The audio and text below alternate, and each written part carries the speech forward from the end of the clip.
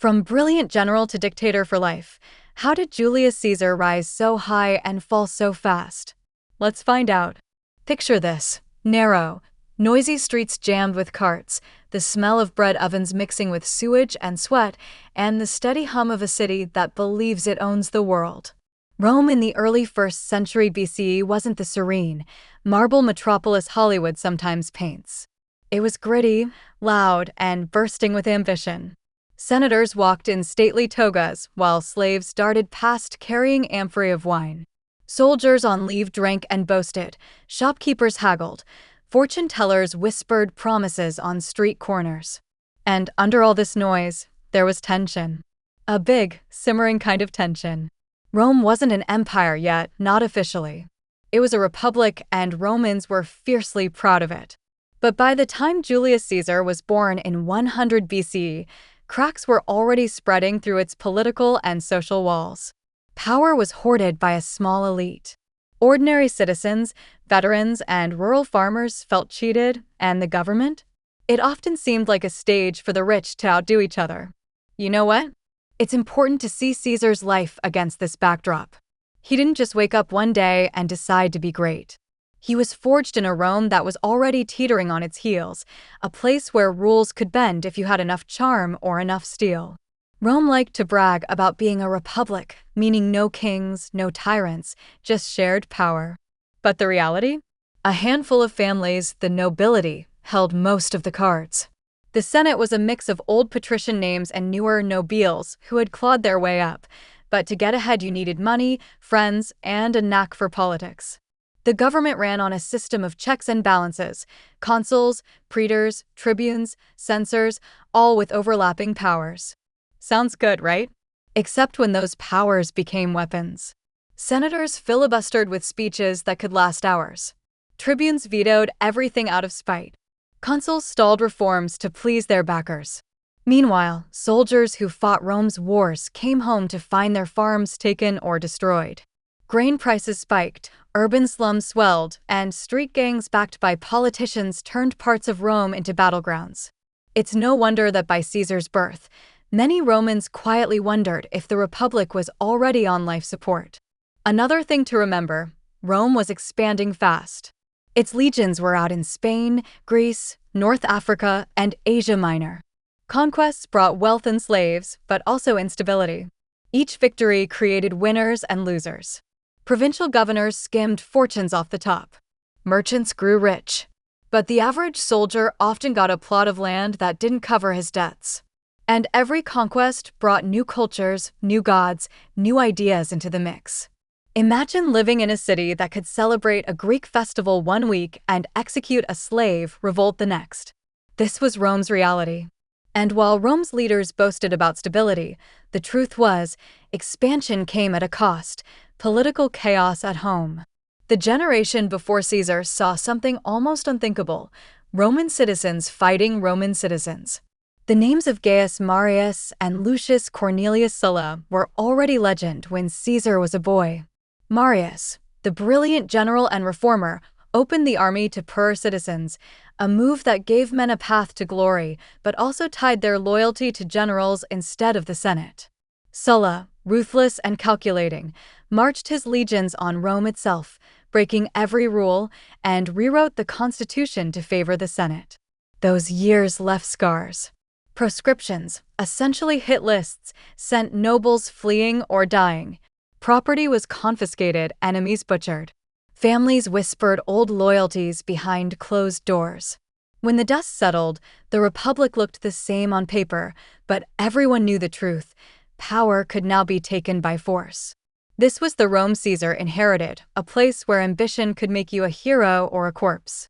We talk about senators and generals, but what about the people who actually filled the streets?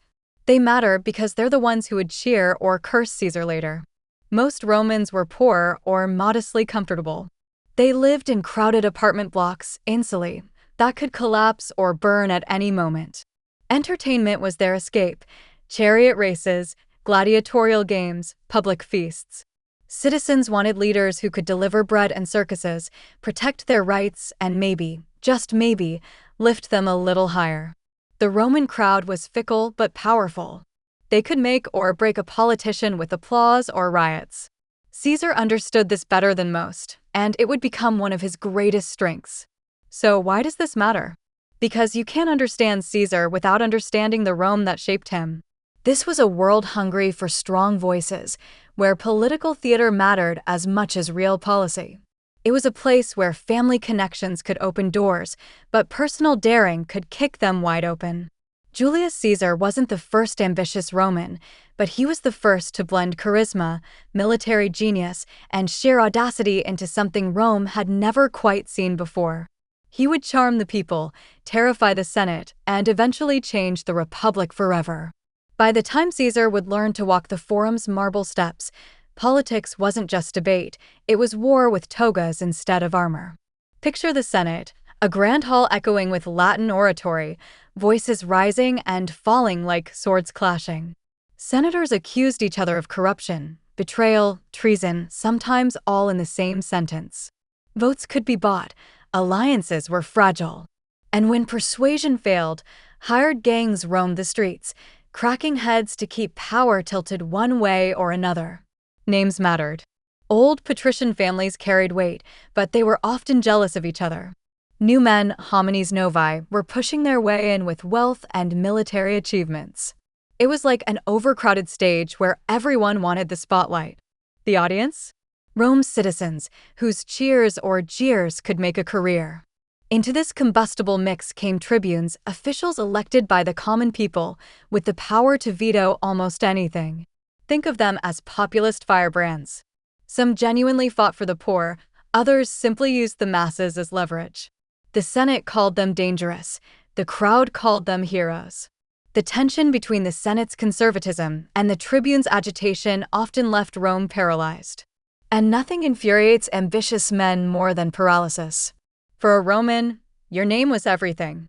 It told people your lineage, your social status, your political leanings. Julius Caesar's family, the Julii, claimed ancient nobility. They even boasted divine descent from Venus through Aeneas. But by Caesar's birth, that noble glow had dimmed. They were respected, yes, but not the power players they once were. Money was tighter than their ancestors would have liked, influence was thinner. This is crucial. Caesar grew up knowing he came from something old but not quite powerful. That can do things to a young man's ambition. It's like being born with a famous last name but no trust fund. People expect greatness, but they won't hand it to you. He would have to earn it, and that need to restore the family's prestige would burn quietly behind everything he did. The Roman mob was unpredictable, but it was Rome's heartbeat. Festivals spilled into political rallies. Elections felt like carnivals, complete with bribes, speeches, and bread. Citizens, male citizens, that is, women and slaves had no vote, were courted like celebrities. Candidates shook hands, promised reforms, and sometimes staged spectacles just to win favor. This environment taught a clever boy important lessons. Appearance mattered, generosity mattered, daring mattered. Later, Caesar would master the art of spectacle, triumphs, games, feasts, and use them not just to please, but to dominate. The people didn't forget a man who fed them or thrilled them. Rome's power rested on its legions. Soldiers weren't just defenders, they were the Republic's engine. Veterans carried scars and stories home, shaping public opinion. And increasingly, they were loyal to generals rather than the Senate. Why? Because generals promised spoils and land, while the Senate argued. When a young Roman boy watched triumphal processions, victorious generals riding through the city, spoils glittering, prisoners trailing in chains, it must have looked like magic. The crowd roared, flowers fell like rain.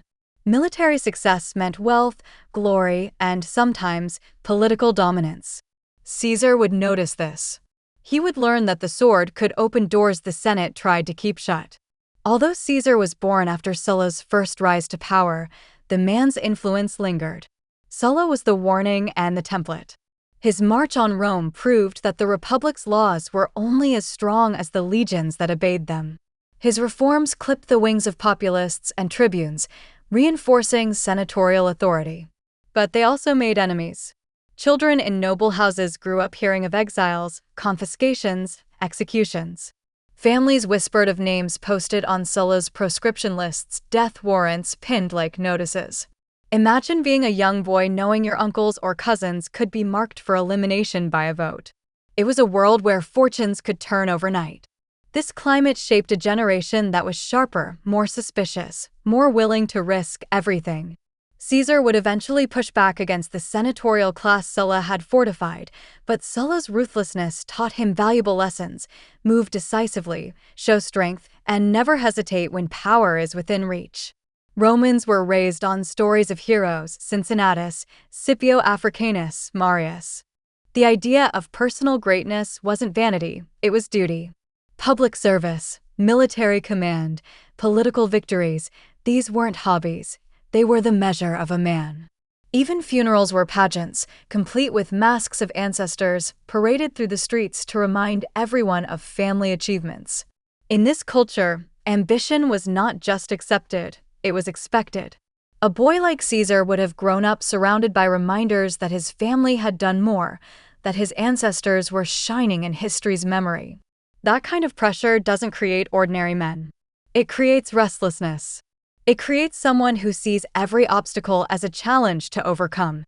Standing in that noisy, ambitious Rome, it's almost eerie to think about what's coming. The city is bristling with energy, yet fragile. The Senate is powerful, yet insecure. The people are hungry for leadership, yet quick to turn. Caesar, a child in this environment, would soak it all up: the speeches, the victories, the betrayals, the sense that Rome was both unstoppable and constantly on the edge of chaos. This is why, when he finally stepped into the political arena, he wasn't just another aristocrat. He understood the crowd. He understood power. And he understood that Rome itself was a game board, and he intended to win. Julius Caesar's birth in 100 BCE was not the fairy tale some might imagine. Sure, the Julii were patrician, a name that went back centuries, with stories of divine lineage from Venus herself. But prestige doesn't always equal power, and by the time Caesar came into the world, the Julii's fortunes were fading. They were respected but not rich, known but not dominant. It's a strange position, important enough to be noticed, but not so powerful as to be untouchable. That tension between expectation and reality would follow Caesar his entire life. His father, Gaius Julius Caesar, served as governor of Asia, a decent post, but not the pinnacle of Roman politics. His mother, Aurelia, was something special. History describes her as intelligent, disciplined, and fiercely protective of her son's education and image. Roman mothers were expected to be the quiet backbone of a household, but Aurelia was a force. She came from the Aurelii Catae, an old, respected family. Through her, Caesar gained some of the social capital he'd need later. Caesar also had two sisters, Julia Major and Julia Minor, but in Rome, daughters mostly served political functions, marriage alliances, family bridges. Caesar, as the only son, carried the weight of legacy. Imagine being a boy in a city where family names were practically brands, and yours came with expectations you couldn't yet meet. Education in Rome was no stroll through a park. Wealthier families hired tutors. Poorer ones relied on schools that were more like drill camps for the mind. Caesar would have studied Latin and Greek, memorizing speeches, poetry, and law. Greek was especially prized. Rome admired Greek philosophy, literature, and rhetoric, seeing them as the gold standard of culture. But this wasn't just about books. Romans trained their young men to speak well, to debate, to argue a point with style and substance. Rhetoric was king. A boy destined for politics had to learn how to command a crowd, how to persuade, how to sting an opponent with words sharp as daggers. Caesar excelled. Even as a young man, accounts suggest he had a flair for words, an ability to charm and provoke. And don't forget physical training. Swimming, running, wrestling, sword practice, they wanted their boys tough and ready. In Rome, strength and speech went hand in hand. Caesar wasn't a hulking soldier, but he was wiry, resilient, and ambitious. Behind every Roman man of stature, there was often a woman steering quietly from the sidelines. Aurelia seems to have been one of those mothers who could shape a boy's discipline without breaking his spirit. Writers centuries later praised her sense of order and dignity. She made sure Caesar looked the part even when they couldn't afford extravagance. Dress mattered. Manners mattered. Connections mattered. Aurelia also seems to have kept him close to Rome's heartbeat, ensuring he saw the forum, the courts, the Senate in action.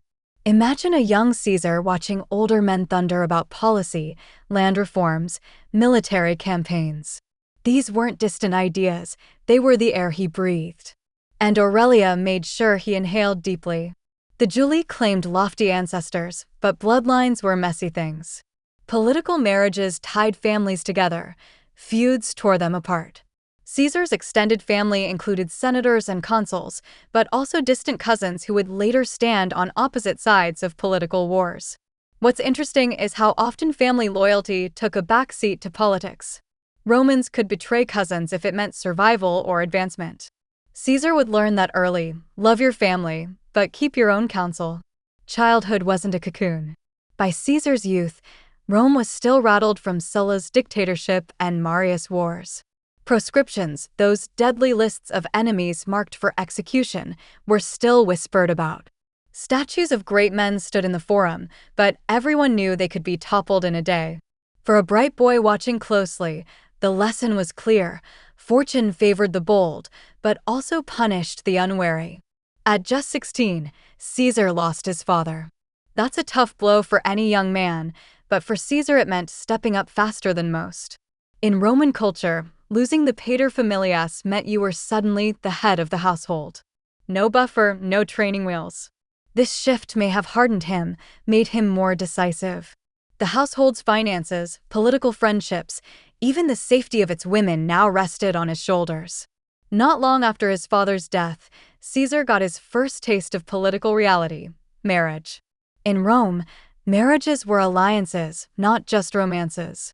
At 17, he was betrothed to Cornelia, the daughter of Lucius Cornelius Cinna, a powerful populist and a former ally of Marius. This was a bold move and a dangerous one. When Sulla, the ruthless dictator, came back into power, he targeted Cinna's allies. Caesar's connection by marriage suddenly looked like a liability. Sulla ordered him to divorce Cornelia. Caesar refused. That act, young, relatively powerless Caesar saying no to the most feared man in Rome, wasn't just youthful stubbornness. It was character. It showed he valued loyalty and courage over safety. Sulla didn't forget insults. He posted proscription lists, executed enemies, and stripped property. Caesar barely escaped with his life, going into hiding. His property was confiscated, his priesthood revoked, his future uncertain. It's almost cinematic. A thin young noble, moving from safe house to safe house, evading soldiers, friends bribing officials to look the other way. Eventually, Sulla relented, reportedly persuaded by influential friends who begged for the boy's life. Sulla supposedly said, "In this Caesar there are many Mariuses," meaning he saw in Caesar the spark of dangerous ambition. That line, half warning, half prophecy, was more accurate than anyone could have guessed. Caesar survived, but he learned something priceless. Rome was a stage, and sometimes survival depended on playing your role well. Charm could save you, but so could patience and cunning. After Sulla's grudging pardon, Caesar didn't stick around Rome. Staying in the city was risky. Enemies remembered faces, and politics could shift overnight.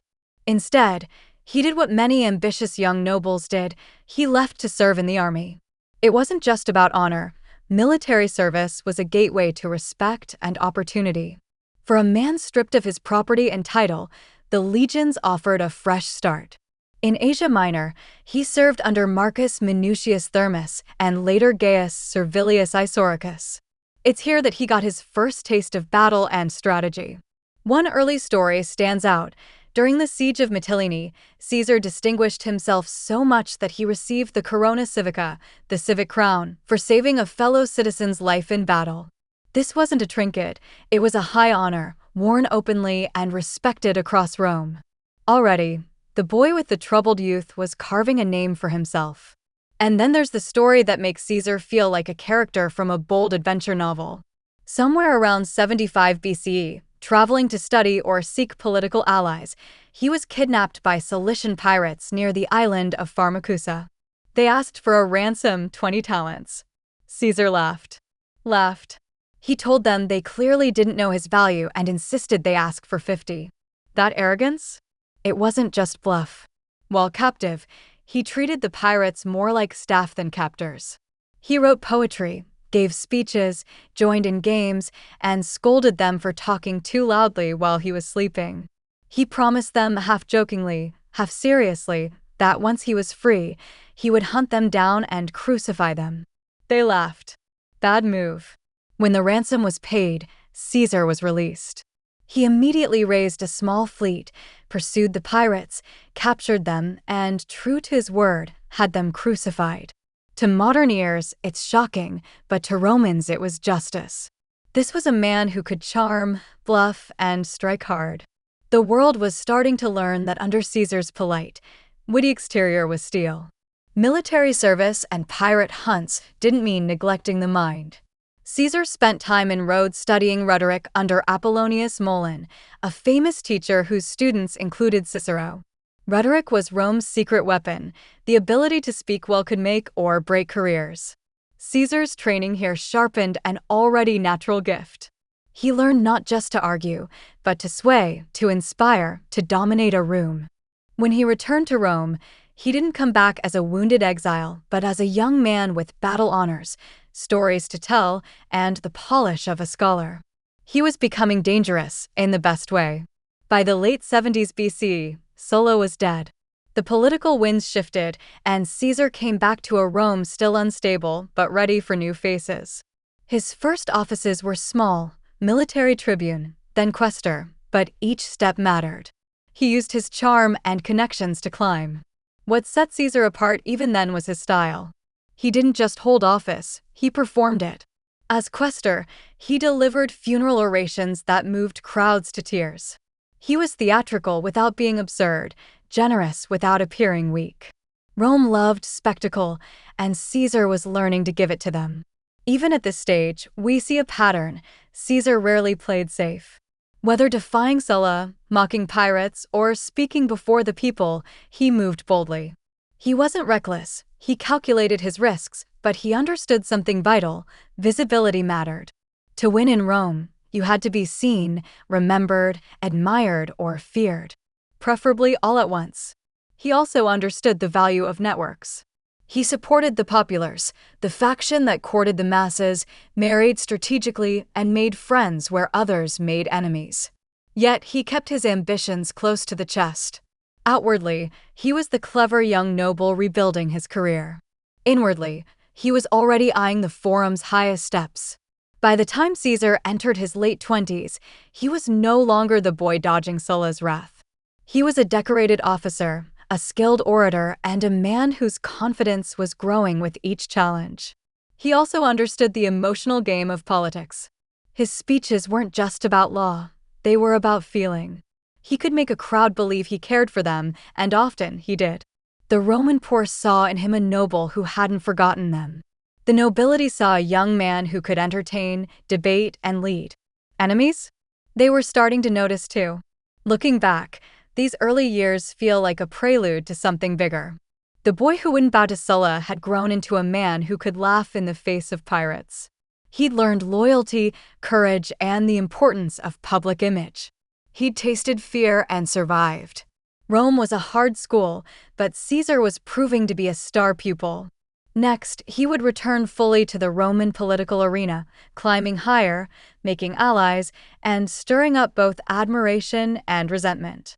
The Republic wasn't ready, but Caesar was.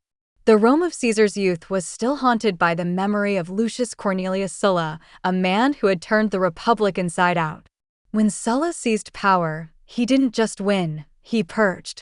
Lists of enemies were nailed to the forum walls, fortunes were stripped, lives were ended with the casual cruelty of a man remaking the state in his image. It was in this atmosphere of fear that a young and proven Gaius Julius Caesar made his first stand. It's almost absurd when you think about it, a teenager refusing to obey the most dangerous man in Rome. But that's exactly what happened when Sulla ordered him to divorce Cornelia, the daughter of Sulla's rival Cinna. Caesar said no. To the outside world, it seemed madness. Men far older and more powerful than Caesar bent under Sulla's will. But the refusal revealed something that would define him: loyalty when others expected betrayal, and a steel spine under a polite smile. Sulla's rage was legendary. For a moment, it seemed Caesar's name might be another casualty on the proscription boards. And yet, Sulla hesitated. Friends intervened, speaking of the boy's promise. Sulla relented, but not before uttering words that would echo like prophecy. In this Caesar there are many Mariuses. Meaning, this boy carried the seeds of a dangerous, ambitious spirit, one that could shake Rome again. Caesar did what any clever young man would do after surviving the wrath of a dictator. He disappeared. Not in shame, but in strategy. He joined the army and left Rome's political nest. There's something poetic about this, leaving the choking politics of the city for the open, unpredictable world beyond. He served with distinction in Asia Minor, learning soldiering the hard way: marches, sieges, heat, dust, the thrill and terror of combat. At Mytilene, he earned the civic crown for bravery, saving the life of a fellow Roman. It wasn't just a badge, it was public proof of courage. The men around him began to see not just another noble, but a leader willing to fight alongside them. This time away hardened him, sharpened him. Politics was a game of words, but war taught him timing, discipline, and risk. Later, when Caesar commanded legions, those lessons would matter. For now, they gave him something else: confidence. Caesar's run-in with the Cilician pirates reads almost like a fable. Captured near the island of Pharmacusa, he was held for ransom. Most young nobles would cower, bargain, maybe pray. Caesar laughed. When the pirates demanded 20 talents, he insisted they ask for 50, almost mocking them for underestimating him. During captivity, he wrote poems, gave speeches, played games, and scolded his captors like a schoolmaster. He joked about how he would return to crucify them when free. They thought it bravado. They didn't know Caesar. Once ransomed, he did exactly what he promised. He raised a force, hunted them down, and carried out the executions. And here's the part that shows the complexity of his character.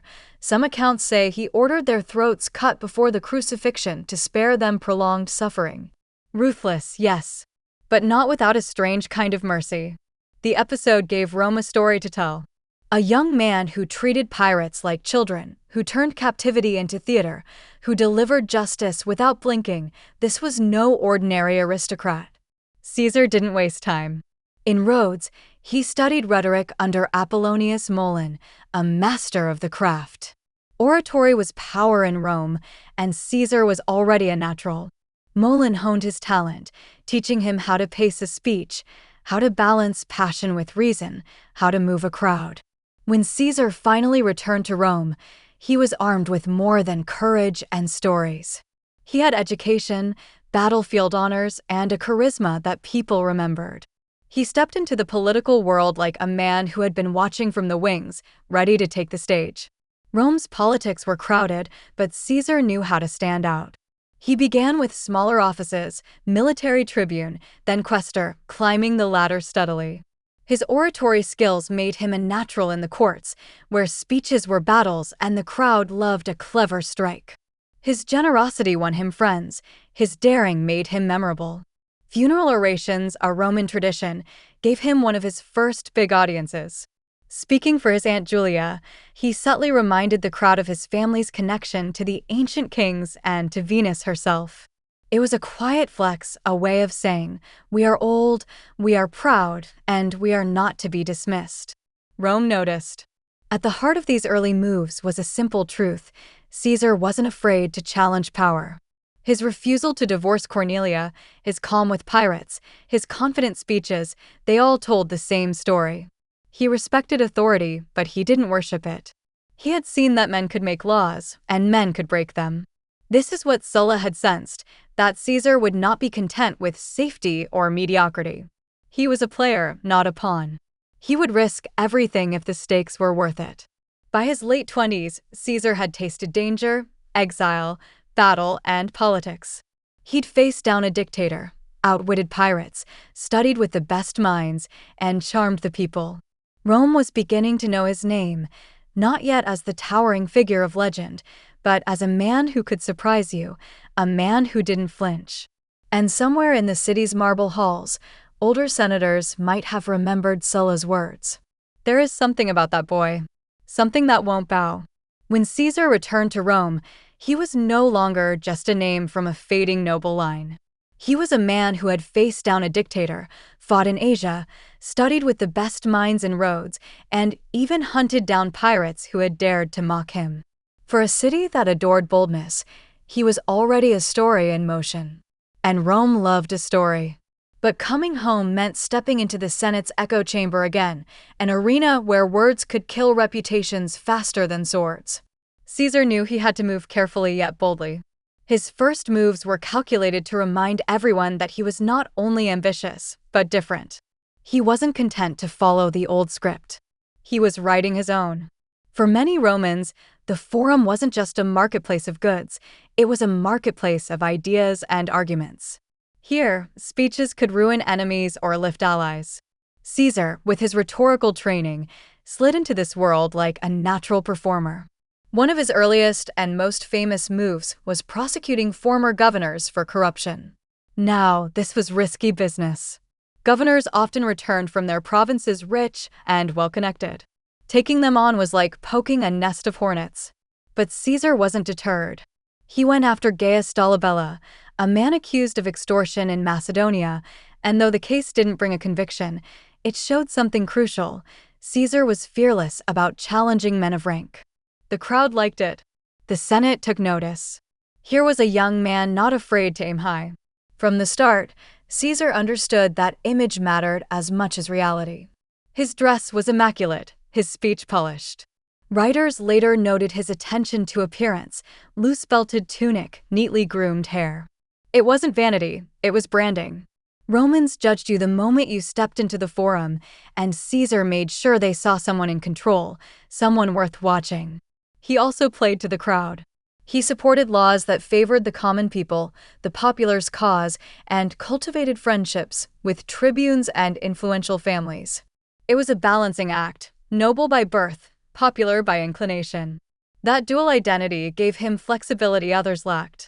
Despite Sulla's death, the Senate still carried scars from his rule. Many older senators viewed any populist gesture with suspicion.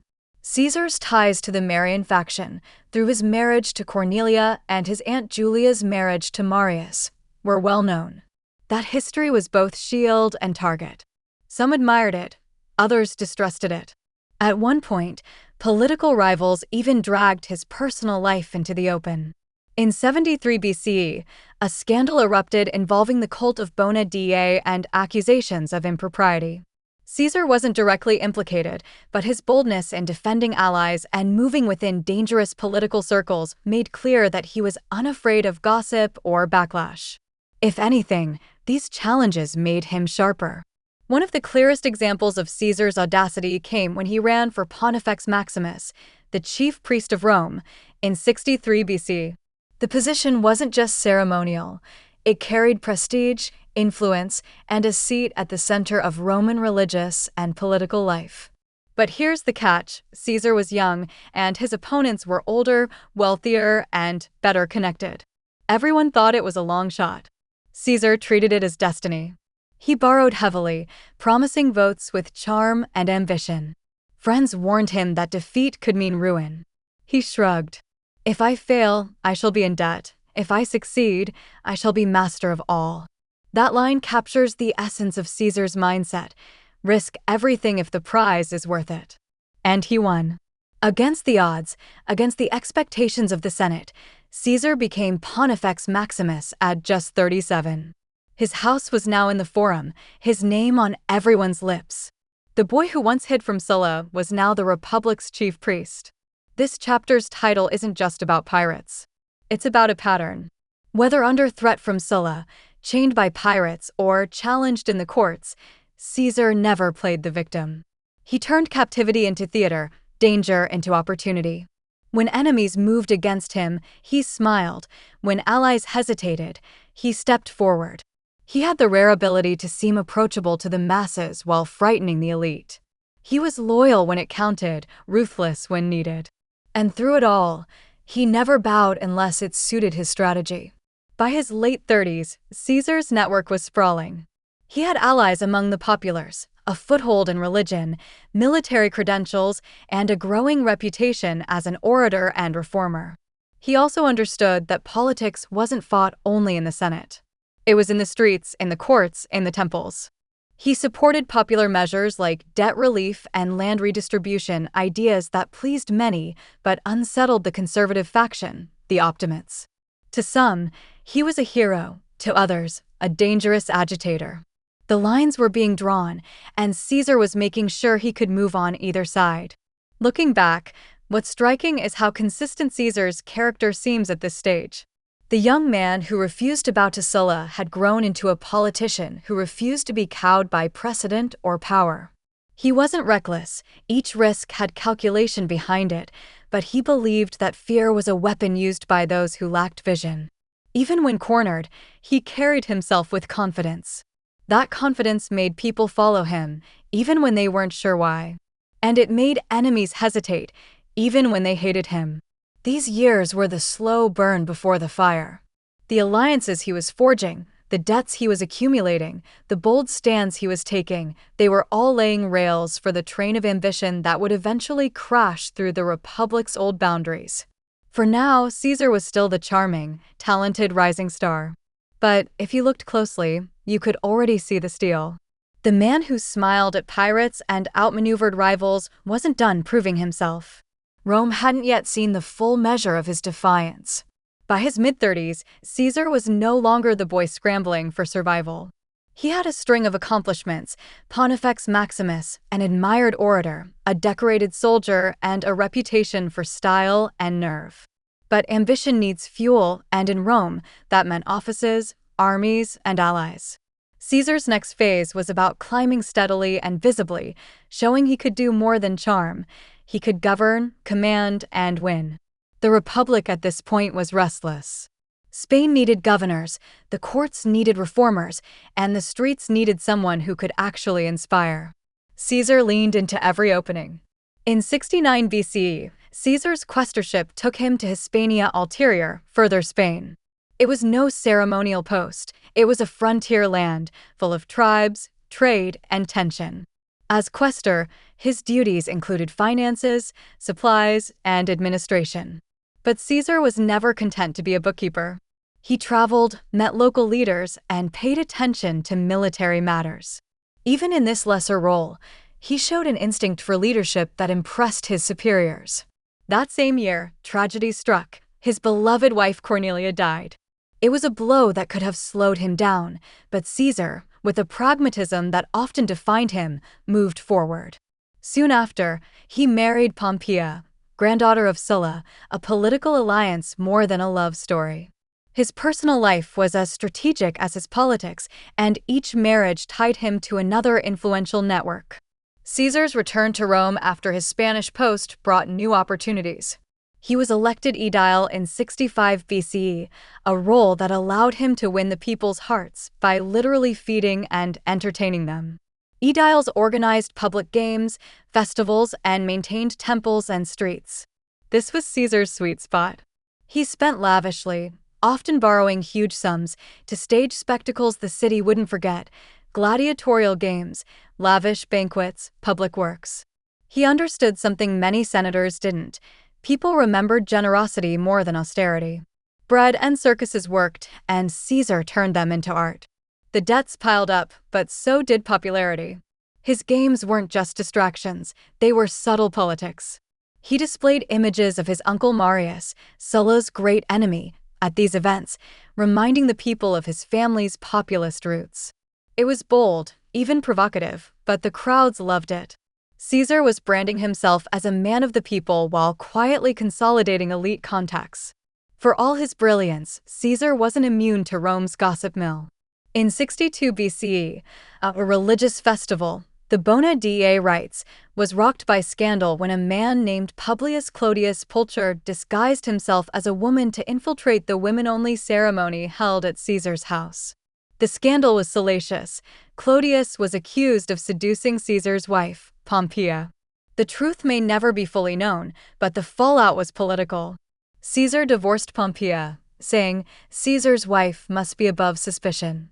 The statement became famous, showing how Caesar balanced ruthlessness with public image. Personal feelings were secondary to perception.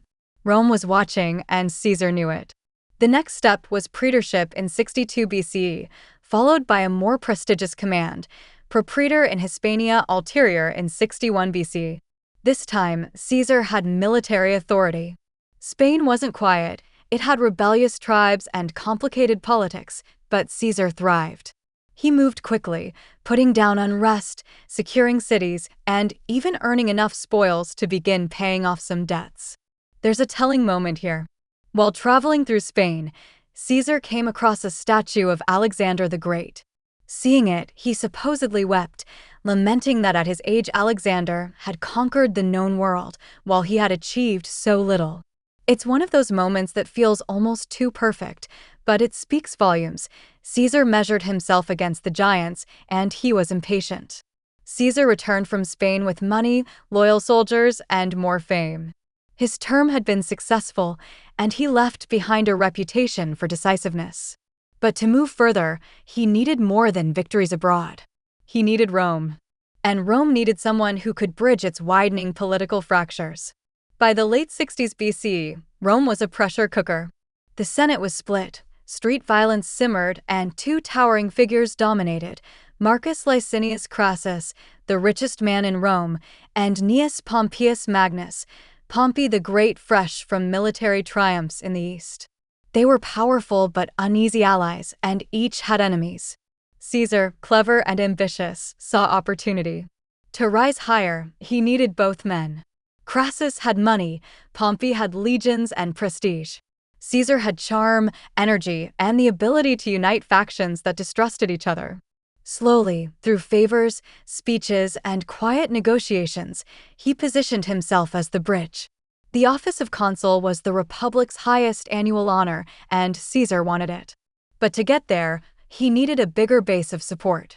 In 60 BCE, fresh from Spain and eager, he began forging the alliance that would make history, an informal but powerful agreement with Crassus and Pompey.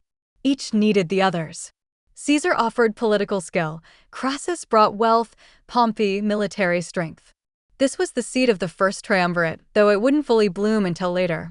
For now, Caesar was proving he could play at the highest level.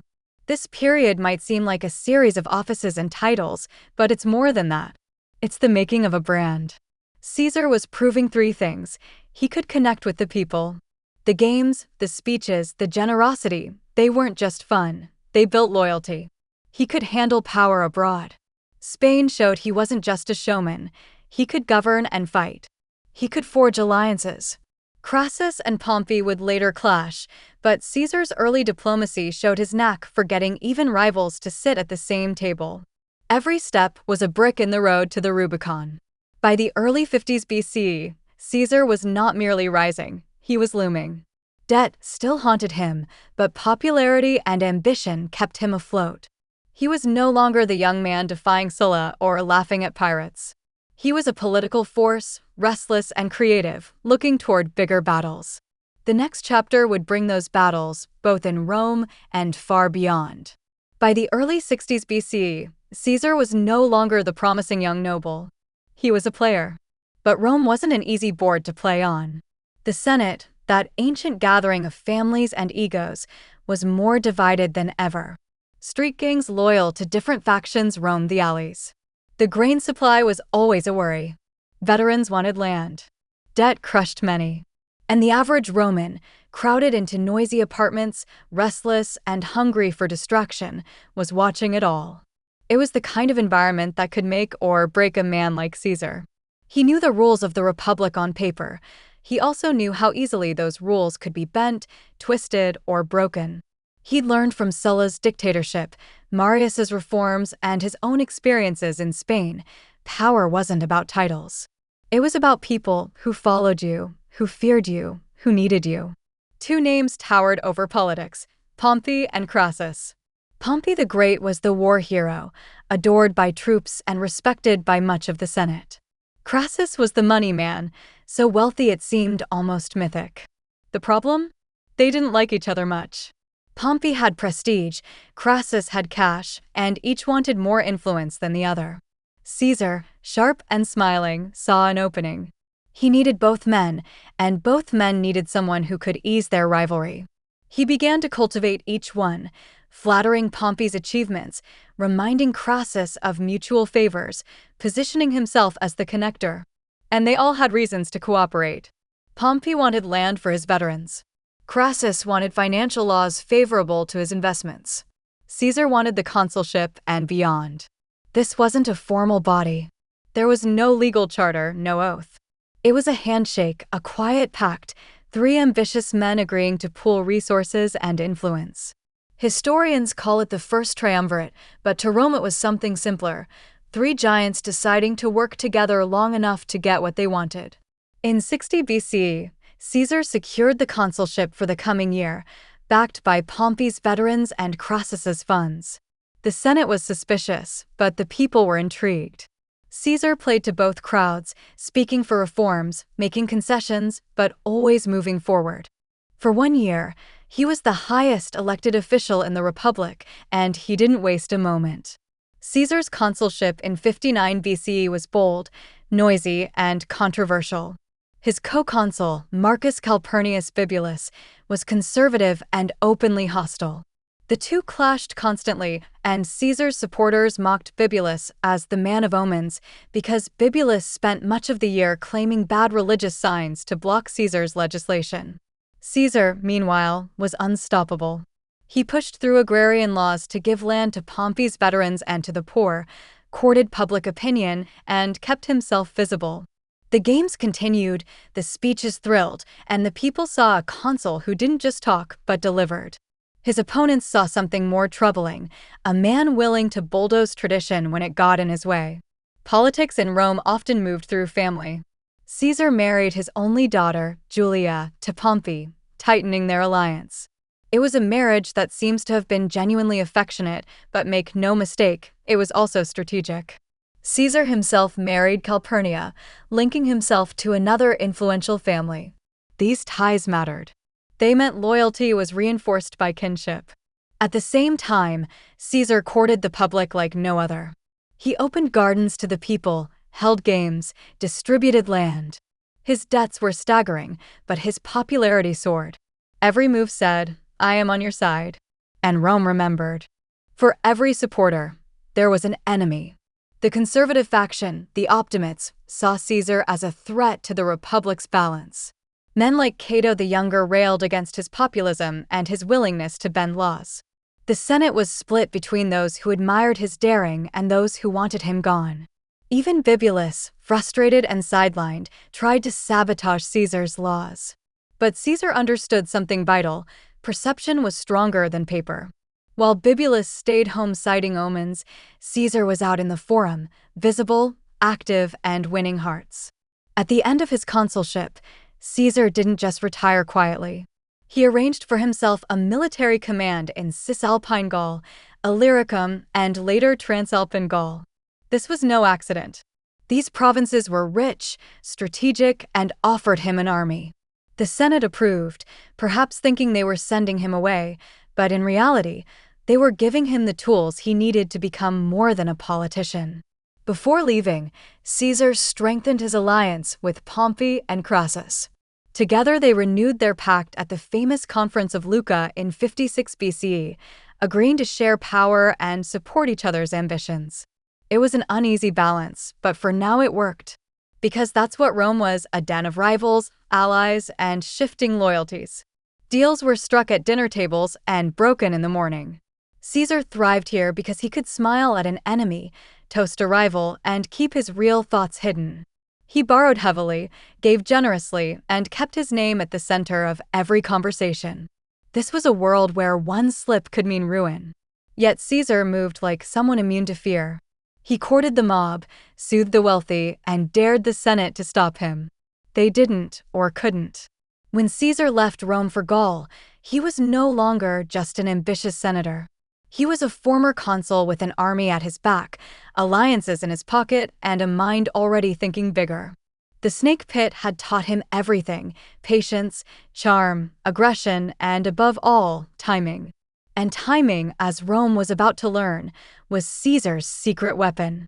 When Caesar stepped down as consul in 59 BCE, most men might have settled back into the quieter life of a senator. But Caesar wasn't most men. He had secured something far more valuable than a single year of power: command of legions in Gaul and Illyricum for 5 years, later extended to nearly a decade. This was his prize, his laboratory, and soon, his empire in the making.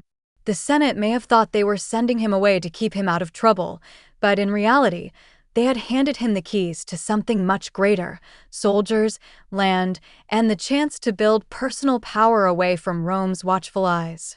It's hard to overstate how important this moment was. Caesar left Rome not as a spent politician, but as a man about to write his own story in blood and strategy. To the casual Roman, Gaul was a patchwork of tribes north of Italy, full of fierce warriors and unpredictable politics. To Caesar, it was opportunity. Gaul was rich in resources and strategically essential. If Rome wanted secure northern borders, someone had to pacify the region. Caesar inherited legions, but not necessarily loyalty. Legions followed leaders who inspired them, not titles alone. Caesar knew this, and he began building bonds with his troops immediately. He shared their hardships, remembered their names, rewarded bravery, and punished cowardice. Soldiers came to see him not as a distant patrician, but as one of their own, a commander who would march through mud alongside them and eat the same rations. That loyalty would become one of his sharpest weapons. Even as he donned a general's cloak, Caesar kept his eye on politics. Reports from the front were carefully written, vivid, strategic, and designed for public reading. These were his famous commentarii, dispatches that turned military campaigns into gripping narratives. Rome devoured them. Senators read them. The public talked about them. Caesar was not only fighting tribes, he was shaping opinion. He was the first general to turn war into brand building. Caesar's opening act came in 58 BCE when the Helvetii, a migrating tribe, sought to move through Roman territory. They were organized, armed, and large enough to worry the Senate. Caesar saw the chance to make a statement. He blocked their passage, fought them, and won. The victory wasn't just military, it was psychological. Rome heard of the triumph, and Gaul's tribes took notice. It also gave Caesar a narrative: protector of Rome, defender of Italy, the man who stood between chaos and civilization. And he made sure everyone heard it. Gaul wasn't a single foe, it was dozens of tribes, each with its own politics. Some allied with Rome, others resisted fiercely. Caesar moved quickly, striking before enemies could unite. He defeated the Germans under Ariovistus, then turned against rebellious tribes. His campaigns were fast, relentless, and often brutal. But they were also political masterpieces. Caesar understood when to fight and when to negotiate. He offered alliances, citizenship, trade. He wasn't just conquering land. He was weaving loyalty where he could, crushing resistance where he had to. Every victory came with a story. Caesar's reports to the Senate weren't dry records, they were vivid accounts, full of tension and triumph. Ordinary Romans could read them and feel part of the campaign. This was brilliant politics. While his enemies at home plotted, Caesar made himself indispensable, the general who brought glory, wealth, and safety. His fame was spreading, and so was his image as a man destined for bigger things. Back in Rome, not everyone was thrilled. Pompey and Crassus, his old allies, were growing wary. The triumvirate had worked because they needed each other, but now Caesar was becoming too popular. Each triumph made him stronger. Each battle gave him more men, more money, more influence. The Optimates, the conservative Senate faction, whispered that he was dangerous. Some envied his skill, others feared his ambition. And yet, as long as he kept winning, they couldn't stop him. Rome adored victors, and Caesar was becoming Rome's greatest. Caesar was nothing if not dramatic. In 55 BCE, he crossed the Rhine, showing that Roman arms could reach German soil. Then he did something even bolder. He crossed the Channel into Britain. These were raids, not conquests, but they dazzled Rome. Britain was a land of myth. Caesar had walked on its shores. To the Senate, it was audacity. To the people, it was wonder. These campaigns weren't just for military gain, they were signals. Caesar was saying, "There's no limit to where I will go." And the world was watching. War wasn't cheap, but it could be lucrative. Spoils from Gaul helped Caesar pay off the crushing debts he'd accumulated during his rise. Land, treasure, and slaves flowed south. Veterans were loyal, merchants were happy, and Caesar was suddenly solvent, and then some. Money meant freedom. Freedom meant power. Because this was Caesar's opening move on the largest board possible. Everything before, pirates, courts, priesthood, had been preparation. Now he was commanding armies, shaping politics, and writing his own legend. Every march through Gaul was a step closer to something greater. He wasn't just expanding Rome's borders, he was expanding his own destiny. By the mid-50s BCE, Caesar was at his peak, victorious, rich, adored by his legions. But success brings shadows. Pompey and Crassus were uneasy. The Senate was restless. Enemies were taking shape. For now, Caesar was still far from Rome, but his presence was everywhere, in the markets, in the papers, in the minds of his rivals. And one day soon, he would come back. In Rome, marriage wasn't a private affair. It was politics with a veil. Alliances were sealed not just with handshakes, but with rings, and Caesar understood this better than most. His marriages were rarely about love alone. They were moves on a chessboard crowded with rivals and allies. His first wife, Cornelia, was the daughter of Lucius Cornelius Cinna, an ally of Marius. It was a bold marriage, tying him to the populist cause during Sulla's dominance. When Sulla demanded Caesar divorce her, he refused. That loyalty, dangerous but defining, set the tone for his character. Cornelia died young, but her memory carried weight.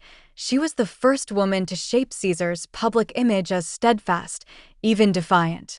His second wife, Pompeia, was a connection to Sulla's family. This was not a love match, but a calculated bond to an old enemy's line. A sign Caesar could turn old hostilities into useful ties. Their marriage ended in scandal, the infamous Bona Dea affair, when the reckless Publius Clodius intruded on a sacred women-only ceremony at Caesar's home. Though Caesar himself wasn't accused of wrongdoing, he divorced Pompeia, famously saying, "Caesar's wife must be above suspicion." It was cold but effective. Public image mattered more than private emotion. His third and final wife, Calpurnia, was young, dutiful, and politically connected. She was quiet compared to the others, but her family offered Caesar stability and another link to influential networks. Calpurnia loved him. He respected her. But fidelity? That was never Caesar's strong suit. Caesar's charm was legendary. Contemporary sources describe him as lean, striking, with sharp dark eyes and an easy smile. He dressed with care, not ostentatious, but polished, and he carried himself like a man used to attention. Women noticed, and so did his enemies. Affairs weren't unusual in Roman high society, but Caesar's were bold and often political.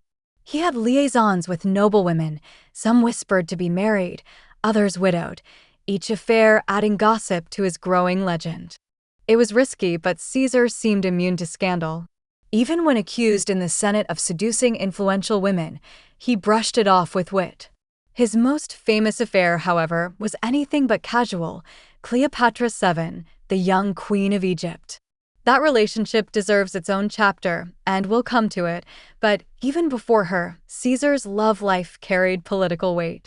Each romance, each rumor, each whispered name could shift loyalties or stir resentment. Some saw him as irresistible, others called him dangerous. Rome was a city that thrived on gossip, and Caesar's personal life provided plenty. His enemies called him vain, even effeminate, because of his attention to grooming and dress. Political rivals like Cicero loved to needle him about his alleged affairs. There were even accusations of liaisons with men, notably King Nicomedes of Bithynia, a rumor Pompey's supporters never let die. Was it true? Probably not, but in politics, truth mattered less than the ability to embarrass.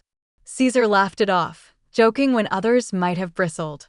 It was part of his armor. Mockery rolled off him like water on marble. These rumors, ironically, may have helped him.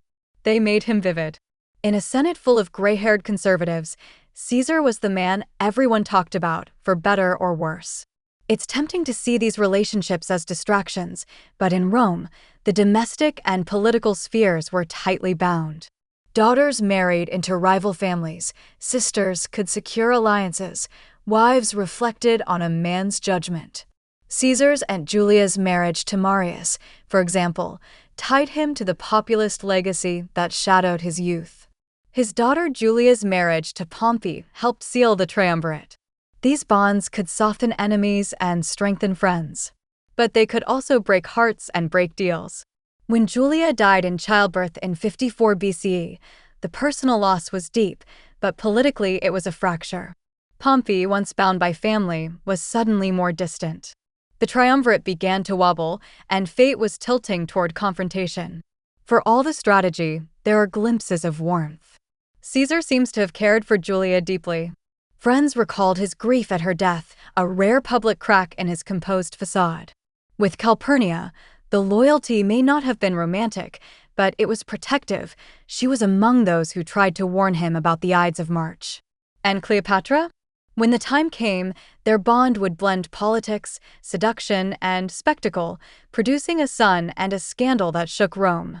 But that story belongs later. The key to understanding Caesar's personal life is this: he rarely let it derail him. Scandals came and went, but he turned even embarrassment into momentum. When accused of extravagance, he reminded Rome of his generosity. When mocked for affairs, he laughed louder than anyone. To some, it looked like arrogance, to others, like supreme confidence. In a city that demanded its leaders be larger than life, Caesar's romances and marriages made him human and fascinating. He was a soldier, a statesman, and yes, a lover.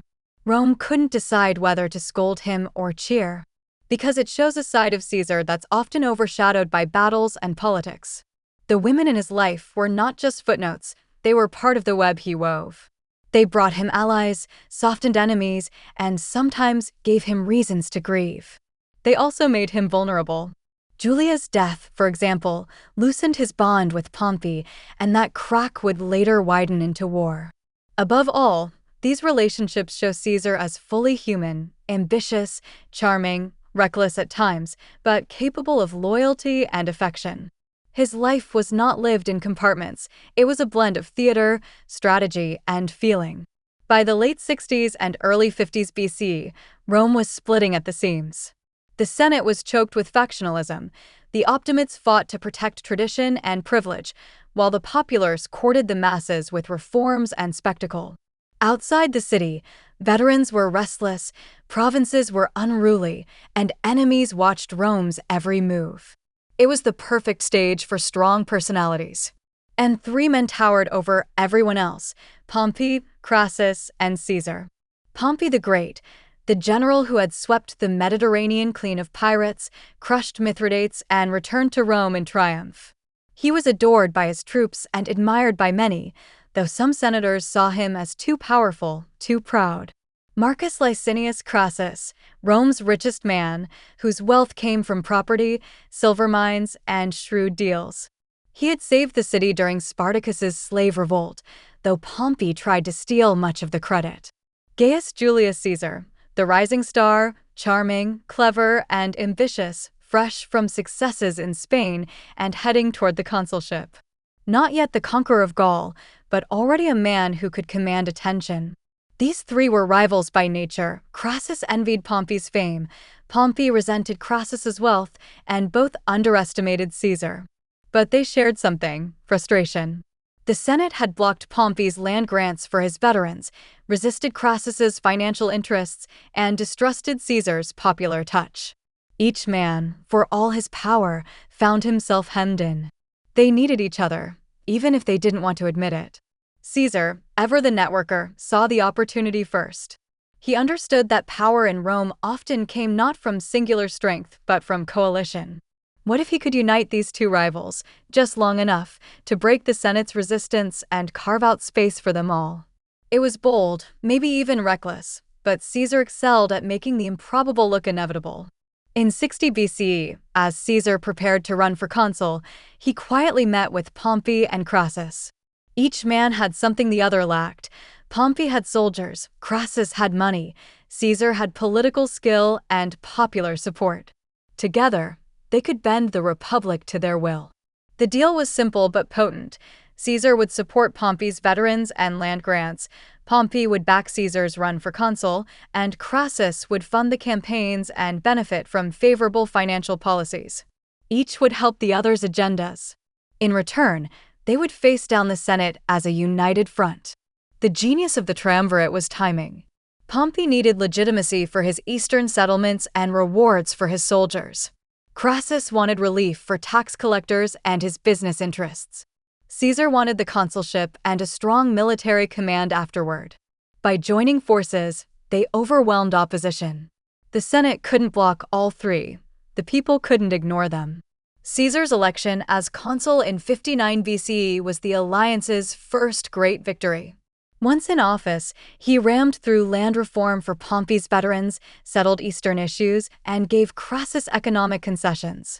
He also secured for himself a plum, command in Gaul for 5 years. The triumvirate's handshake had just rewritten Rome's political playbook. To many Romans, the triumvirate wasn't obvious at first. There was no proclamation, no official council. It operated in shadows, in meetings, at dinners. But the signs were clear enough. Laws passed quickly, opponents were isolated, and the three names seemed always aligned. Yet inside, tensions simmered. Pompey and Crassus distrusted each other deeply, their old rivalry never far from the surface. Caesar was the bridge, the mediator, the charming younger partner who kept the peace for now. But he was also ambitious. Each success made him stronger, and both older men knew it. Politics often lived at the dinner table, and Caesar tightened bonds with family ties. He married his only daughter, Julia, to Pompey. It was more than strategy. By all accounts, Julia and Pompey genuinely cared for each other, softening Pompey's suspicion of Caesar. Meanwhile, Caesar married Calpurnia, securing another alliance within Rome's nobility. These marriages were glue, but also fragile. Julia's role as a bridge would prove critical and heartbreaking when tragedy struck. Not everyone was pleased. The conservative optimates, led by men like Cato and Cicero, saw the triumvirate as a threat to the Republic. They called it a private dictatorship, an assault on senatorial authority. Street fights broke out between rival gangs, politics turned violent. But while critics shouted, the triumvirate moved steadily, using patronage, power, and sheer momentum. The Senate grumbled, but Caesar's term as consul ended with him stronger than ever. His prize was Gaul, a vast province that would give him soldiers, wealth, and fame. Pompey and Crassus thought they had a partner. In truth, they were giving him the space to become something more. Even before Caesar left for Gaul, cracks showed. Pompey, after marrying Julia, found himself tied emotionally, but still wary of Caesar's rise. Crassus, forever watching for advantage, worried that the young consul was already overshadowing him. But they stayed together because the rewards were too rich to abandon. The alliance renewed itself in 56 BCE at the Conference of Luca, a grand meeting where Caesar, returning briefly from Gaul, reaffirmed their pact. There they agreed to share power again. Pompey and Crassus would serve as consuls, Caesar's command would be extended. It was a victory, but the strain was visible. Each man smiled, but each was also counting his own cards. This alliance was not friendship, it was necessity.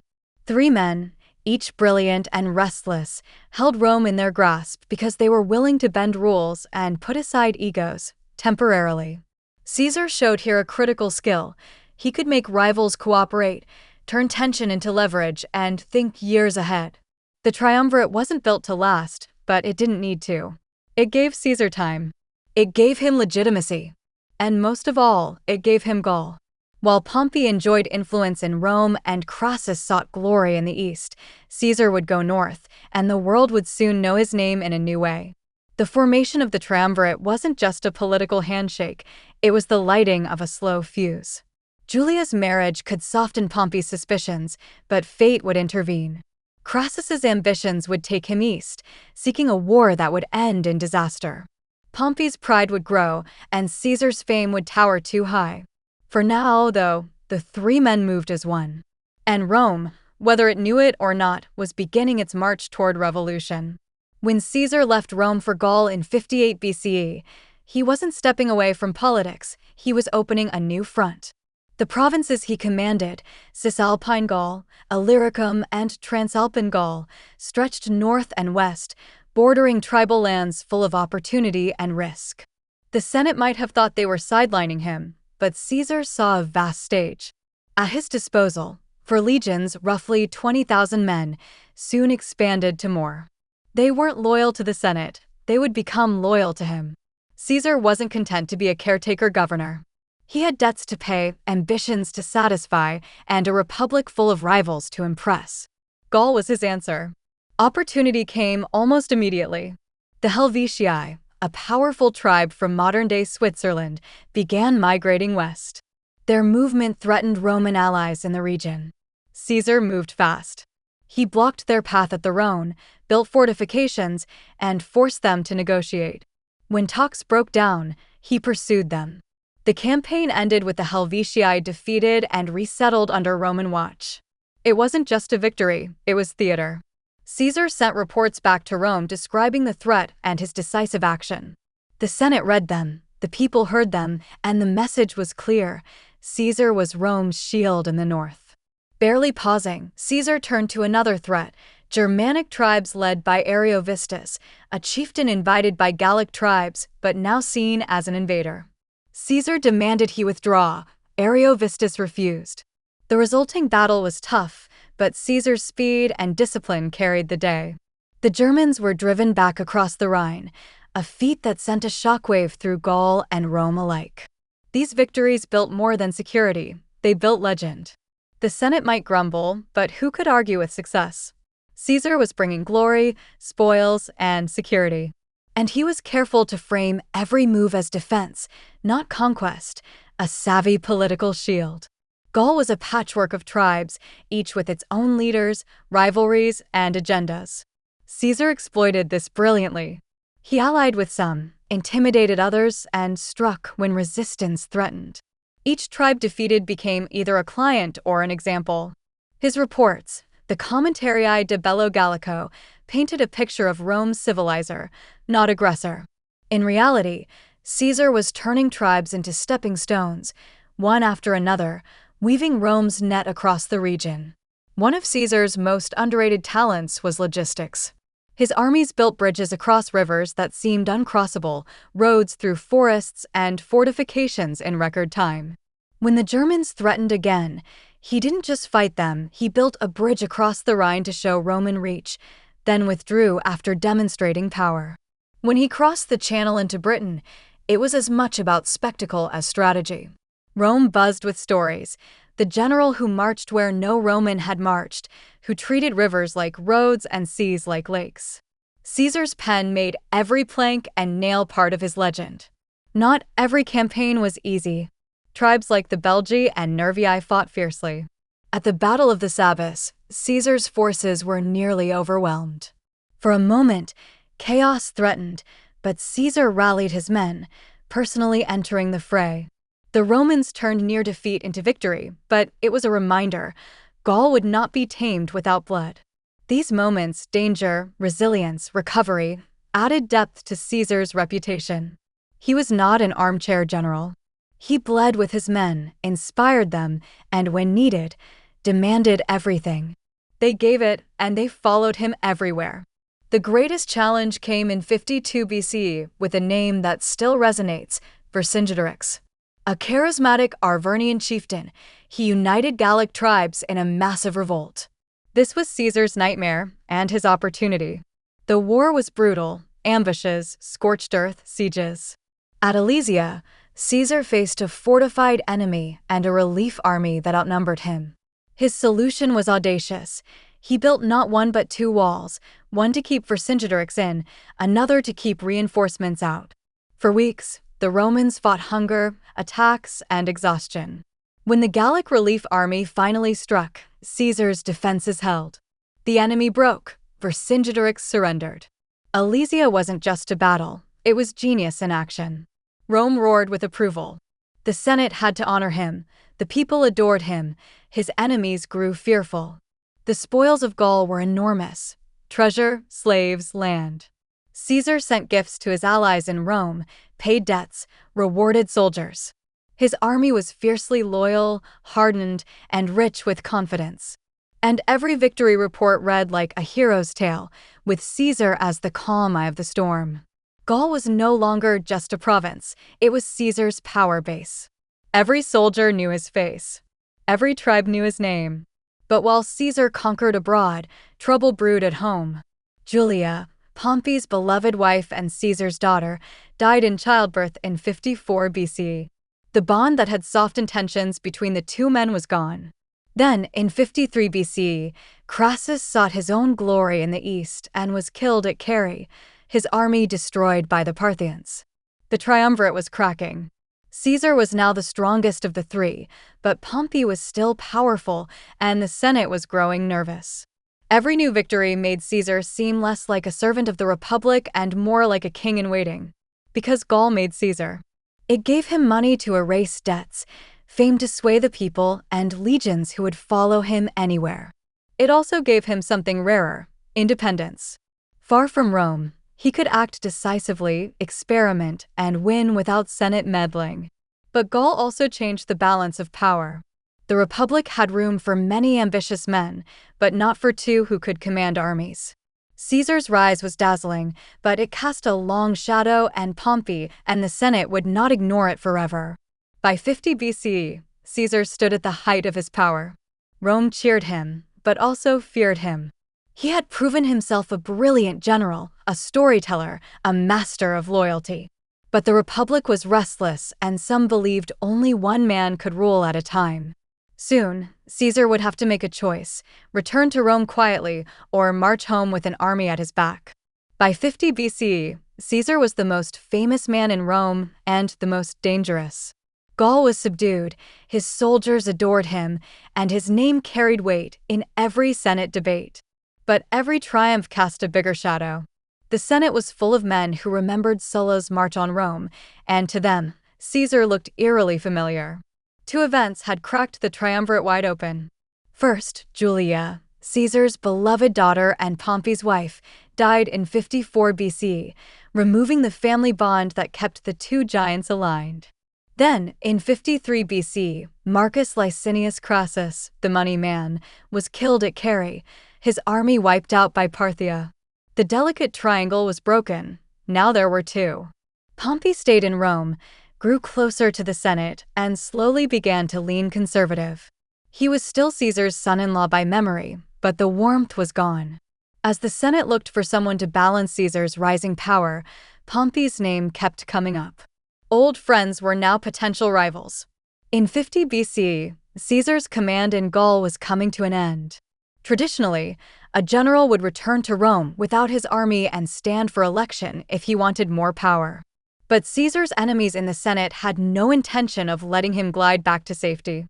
They accused him of illegal actions during his consulship and threatened prosecution. Without office, he would lose his immunity. Without immunity, he could lose everything. Caesar knew the trap.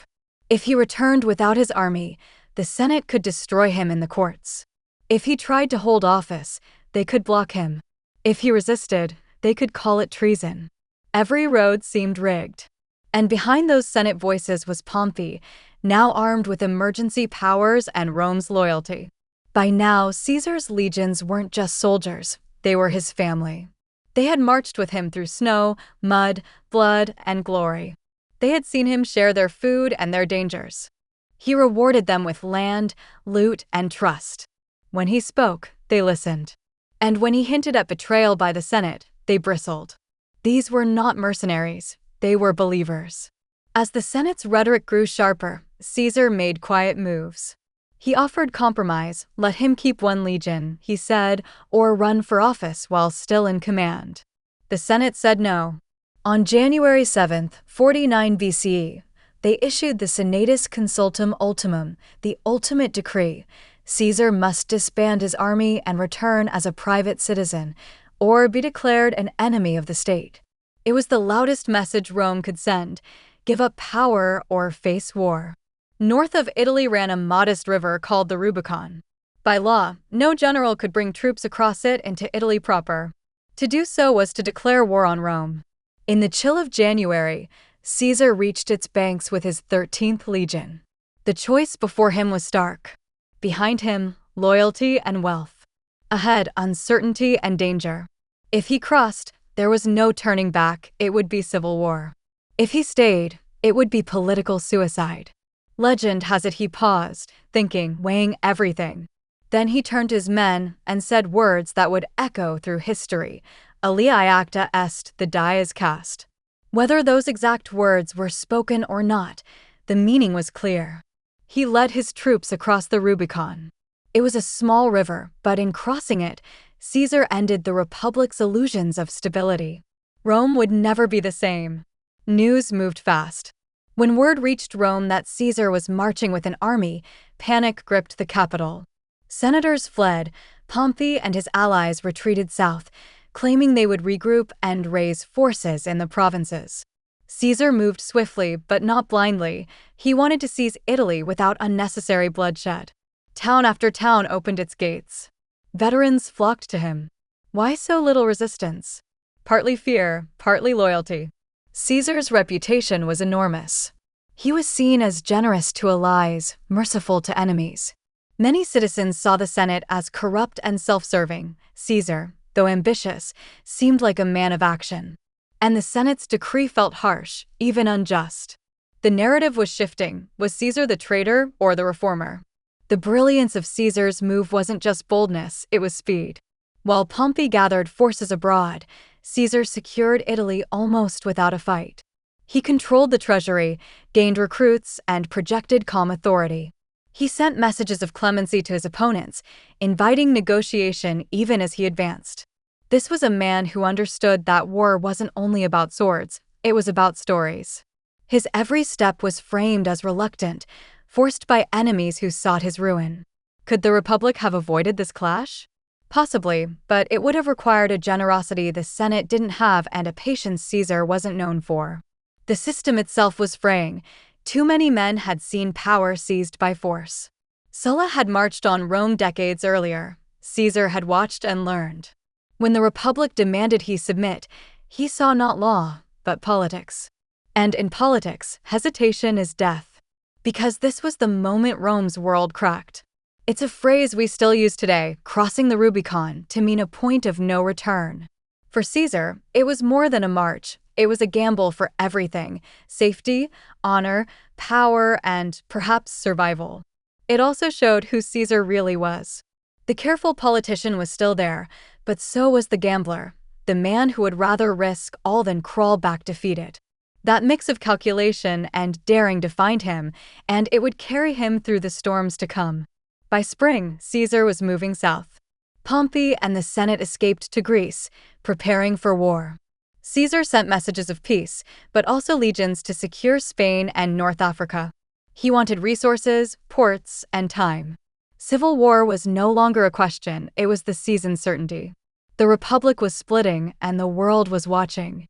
The boy who once defied Sulla was now defying Rome itself, with an army at his back and destiny in his hand. When Caesar crossed the Rubicon, the political chess game exploded into open war. Old alliances shattered. Pompey, once his ally and son-in-law, now led the Senate's forces. Men who once shared meals now plotted each other's destruction. Rome had seen civil strife before, but this was different. It was about control of the entire Republic.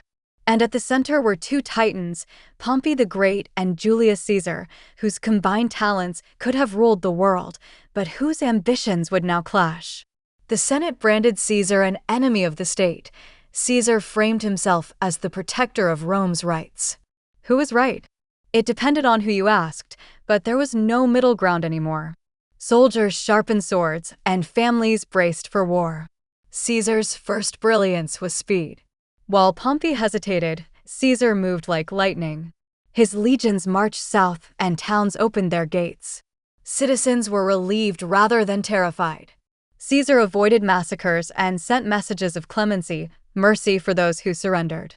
Even Rome itself was stunned. Pompey and the Senate fled to Brundisium, then across the Adriatic to Greece, leaving the treasury behind. Caesar entered a nearly empty capital, not as a conqueror but as a calm presence. He reassured the people, spared enemies who stayed, and moved quickly to stabilize grain supply and government. The message was subtle but powerful.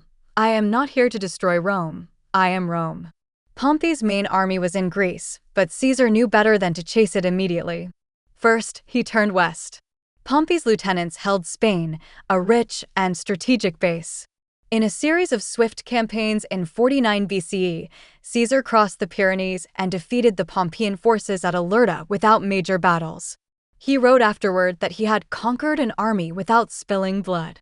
Spain gave him more: legions, supplies, and prestige.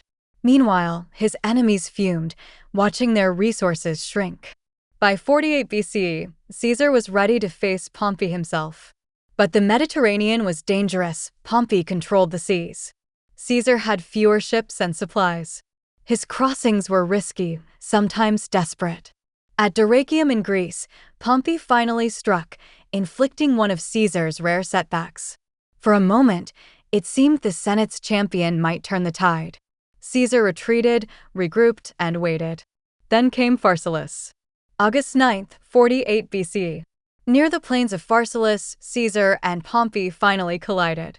Pompey's army was larger, better supplied, and confident. The Senate's finest watched from the sidelines, expecting victory. Caesar's troops were fewer but veterans, men who trusted their commander completely. The battle began with skirmishes, then cavalry charges. Pompey's horsemen pushed forward, expecting to crush Caesar's flank.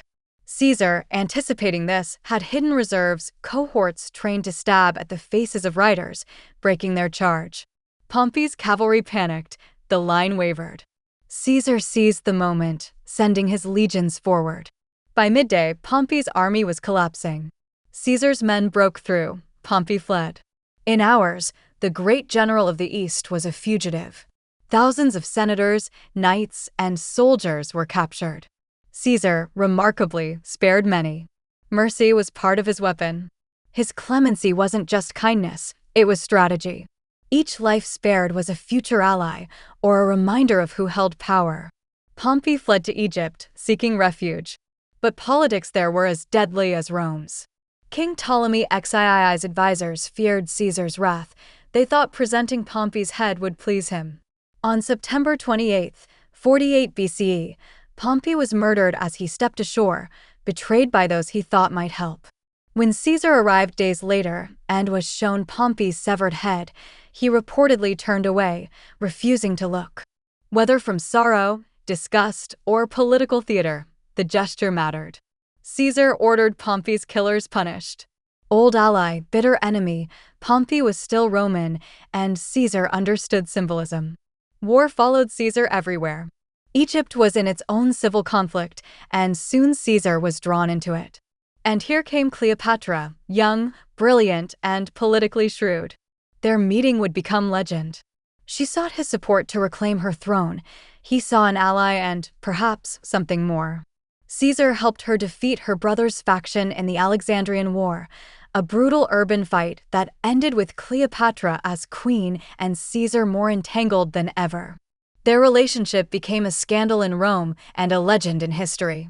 Together, they had a son, Caesarion. For Caesar, Egypt was both distraction and opportunity, a place to show Rome's reach and his personal magnetism.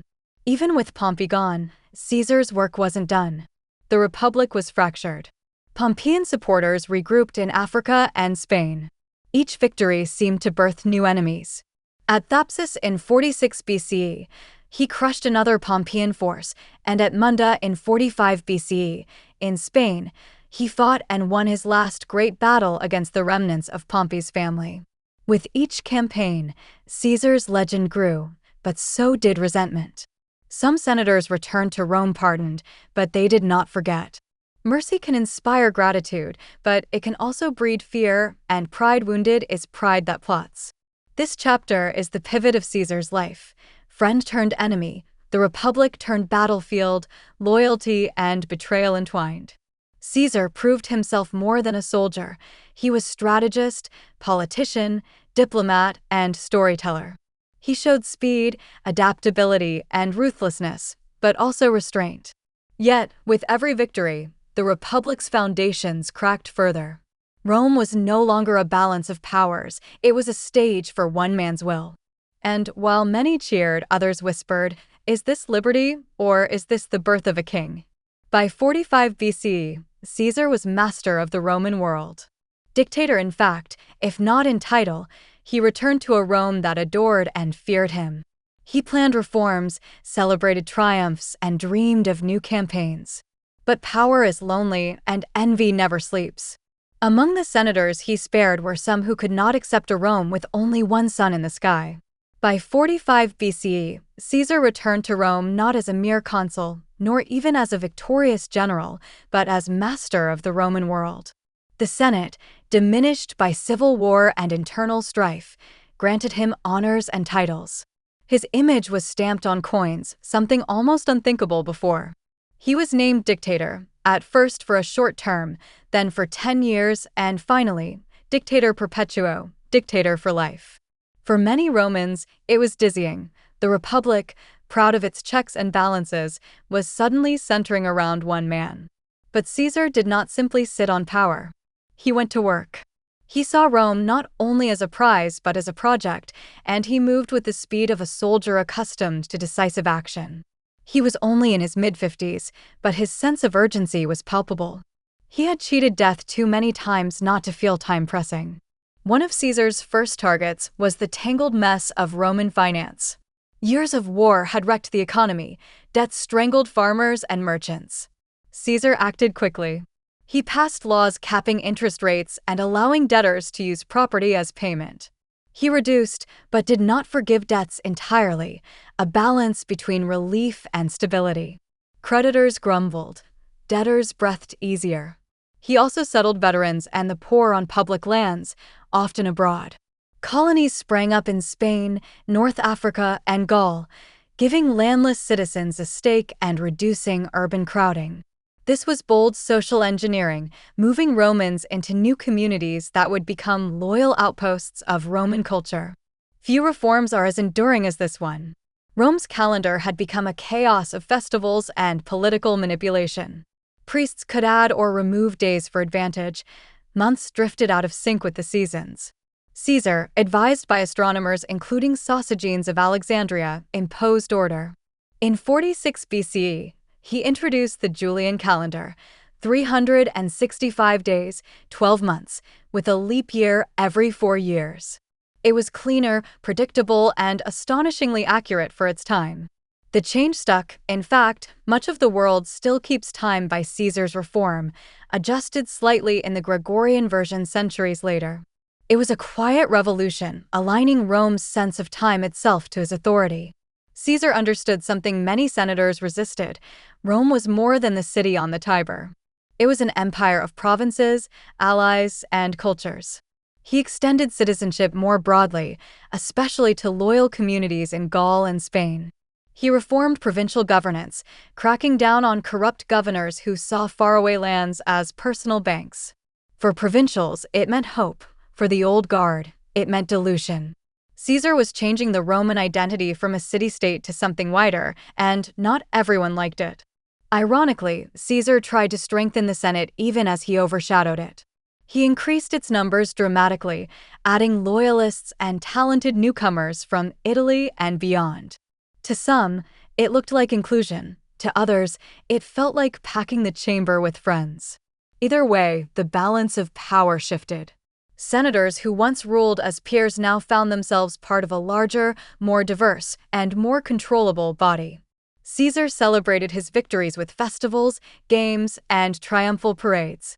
He staged spectacles Rome had never seen, captives marched, treasures displayed, animals shown off, even mock naval battles. But behind the glitter was message. These weren't just celebrations, they were demonstrations. Look what I have brought you. Look who I am. For the common people, it was thrilling. For the nobility, it was unnerving. They saw in the laurel crowns and the cheers a whisper of monarchy. Beyond politics, Caesar showed a surprising interest in everyday life. He passed laws limiting luxury to curb excess, restructured grain distribution, improved road systems, and planned major building projects, forums, temples, even plans to drain the marshes. He also reformed the courts, speeding trials and reducing corruption. It's striking. The same man who could order a massacre could also obsess over infrastructure. It wasn't sentimentality, it was vision. Caesar wanted Rome to be efficient, magnificent, and his. Here was Caesar's challenge. Many of his reforms were popular and practical. But the speed, scale, and concentration of power worried old Rome. The Republic's soul rested on the idea that no single man was above the law. Yet here was Caesar, reformer, builder, warrior, with honors stacking high. He sat in a gilded chair at Senate sessions, wore the purple of kings, and accepted titles never before combined. Even his clemency troubled some. Enemies were pardoned, but in that pardon was humiliation. Men spared by Caesar whispered that the Republic was now a charity of one. Behind the laws and spectacles was still a man, restless, witty, and perhaps lonely. He wrote books, entertained friends, and dreamed of campaigns in Parthia and beyond. He doted on Cleopatra and their son when he could, sparking scandal. He planned libraries and public works. But he also grew impatient with criticism, more certain of his own judgment. The soldier in him believed problems were to be solved, not debated endlessly. That decisiveness, so effective in war, made some senators fear that debate itself was dying. Because here we see why the knife was sharpened. Caesar's reforms were sweeping, sometimes brilliant, often necessary. But they were also a mirror of his ambition. Everything fast, everything big, everything his way. He was changing Rome at a pace it had never seen. The Republic, already fragile, was struggling to keep up. It's not hard to see the seeds of conspiracy here. Resentment festered. Some men believed they were saving Rome, others believed they were saving themselves.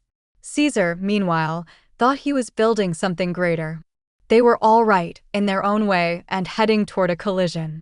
By early 44 BCE, Caesar was at the peak of his power. Plans were underway for new campaigns, coins bore his face, he was dictator for life. But the very walls of the Senate seemed to hum with unease. Rome had always boasted of being free, even as it bent to the will of strong men. Now, some senators whispered the oldest Roman fear, Rex King. And in the shadows, daggers were being sharpened. By early 44 BCE, Rome looked triumphant. The civil wars were over, the provinces were stable, and Caesar was hailed as the man who had saved and expanded the Republic.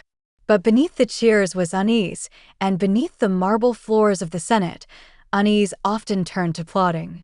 Caesar had become dictator perpetuo, dictator for life. No Roman had ever been granted such a title without the stain of monarchy. The Senate applauded in public, but privately, many senators squirmed. Rome had always prided itself on shared power, on a government of laws, not men. Now, one man seemed to stand above them all. The clemency that had made Caesar admired also made some men feel small. He spared enemies, but that mercy was a reminder of who had the power to spare. Even gratitude can turn sour when pride is at stake. The signs were everywhere. Caesar's face appeared on coins, an honor usually reserved for gods. He sat in a gilded chair at Senate sessions, dressed sometimes in purple, the color of kings. He accepted honors, temples, statues, even a month renamed for him.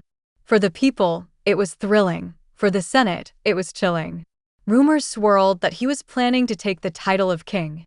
Some claimed he wanted to move the capital to Alexandria, to be with Cleopatra. Others whispered that he meant to found a dynasty. Were these true?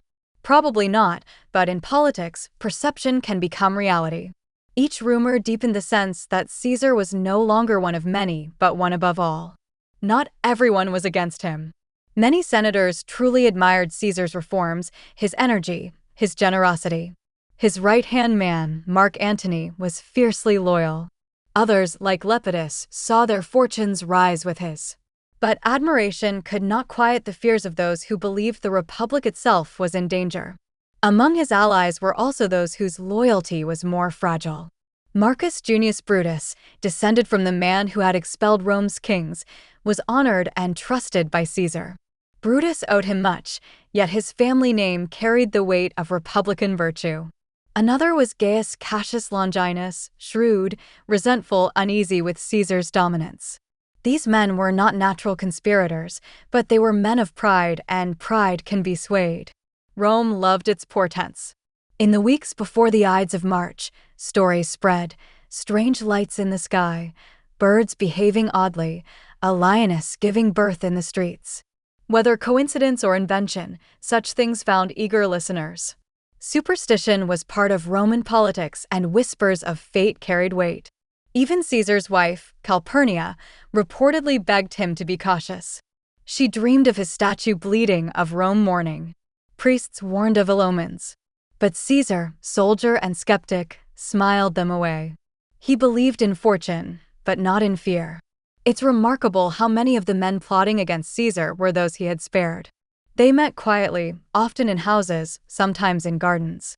The list grew: Brutus, Cassius, Decimus, Trebonius, Ligarius, and others, senators of rank and reputation. They called themselves liberators, though some were motivated as much by jealousy as by principle.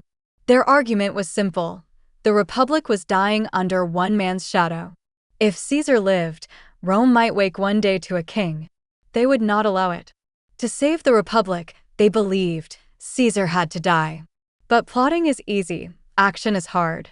Caesar was surrounded by soldiers, adored by the people. He moved quickly and kept a busy schedule. There was no perfect moment until they realized that Caesar himself would give them one, a Senate meeting on the Ides of March. Imagine those final days, Caesar in the Forum, speaking with senators who smiled and bowed, Caesar planning campaigns against Parthia, Caesar laughing with friends, writing letters, attending banquets. And in the same rooms, some of those men carried knives in their hearts. Brutus hesitated, Cassius pressed him, Decimus offered plans.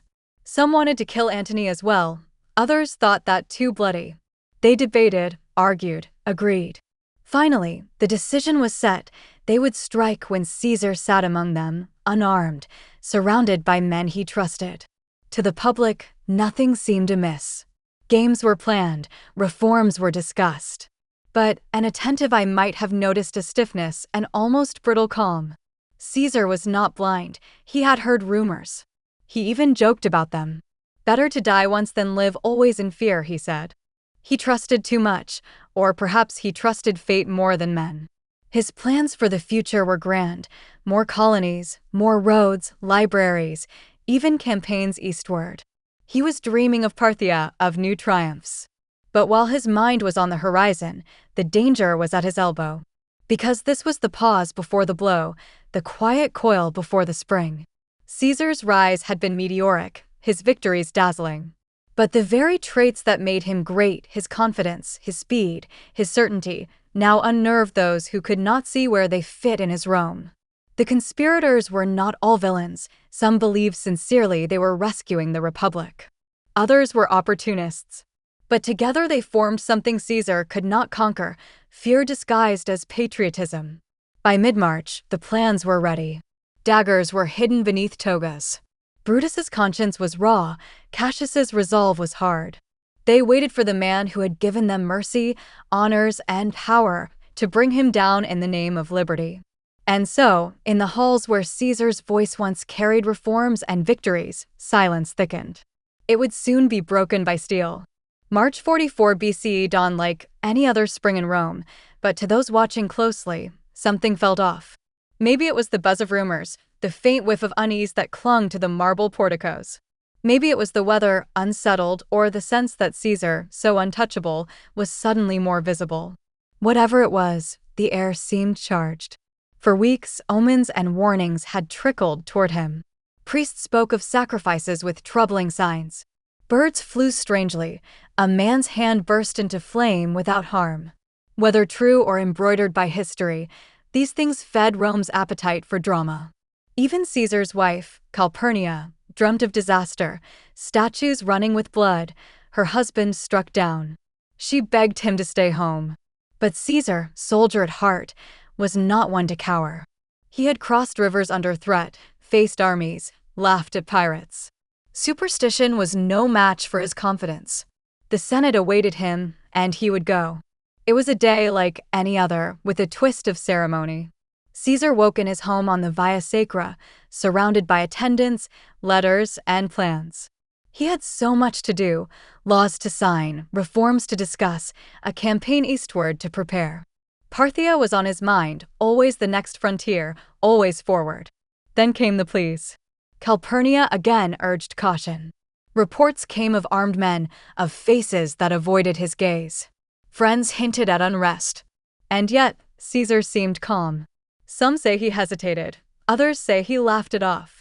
When Decimus Brutus, a trusted ally, arrived to escort him to the Senate, assuring him all was well, Caesar rose. Sometimes the most dangerous place is the one that feels familiar. Rome bustled as always, carts clattering, voices rising in the forum. People watched as Caesar passed, surrounded by lictors bearing fasces, the symbols of his authority. Some cheered, some bowed, some whispered. He was at the height of his power, dictator for life, the man who had beaten Pompey, crushed civil wars, and given Rome its calendar. To many, he was larger than life. To a few, that was the problem.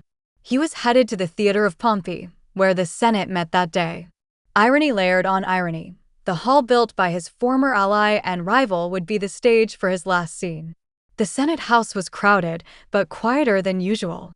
Senators stood in clusters, murmuring, their togas hiding more than papers. Some smiled too broadly, others kept their distance.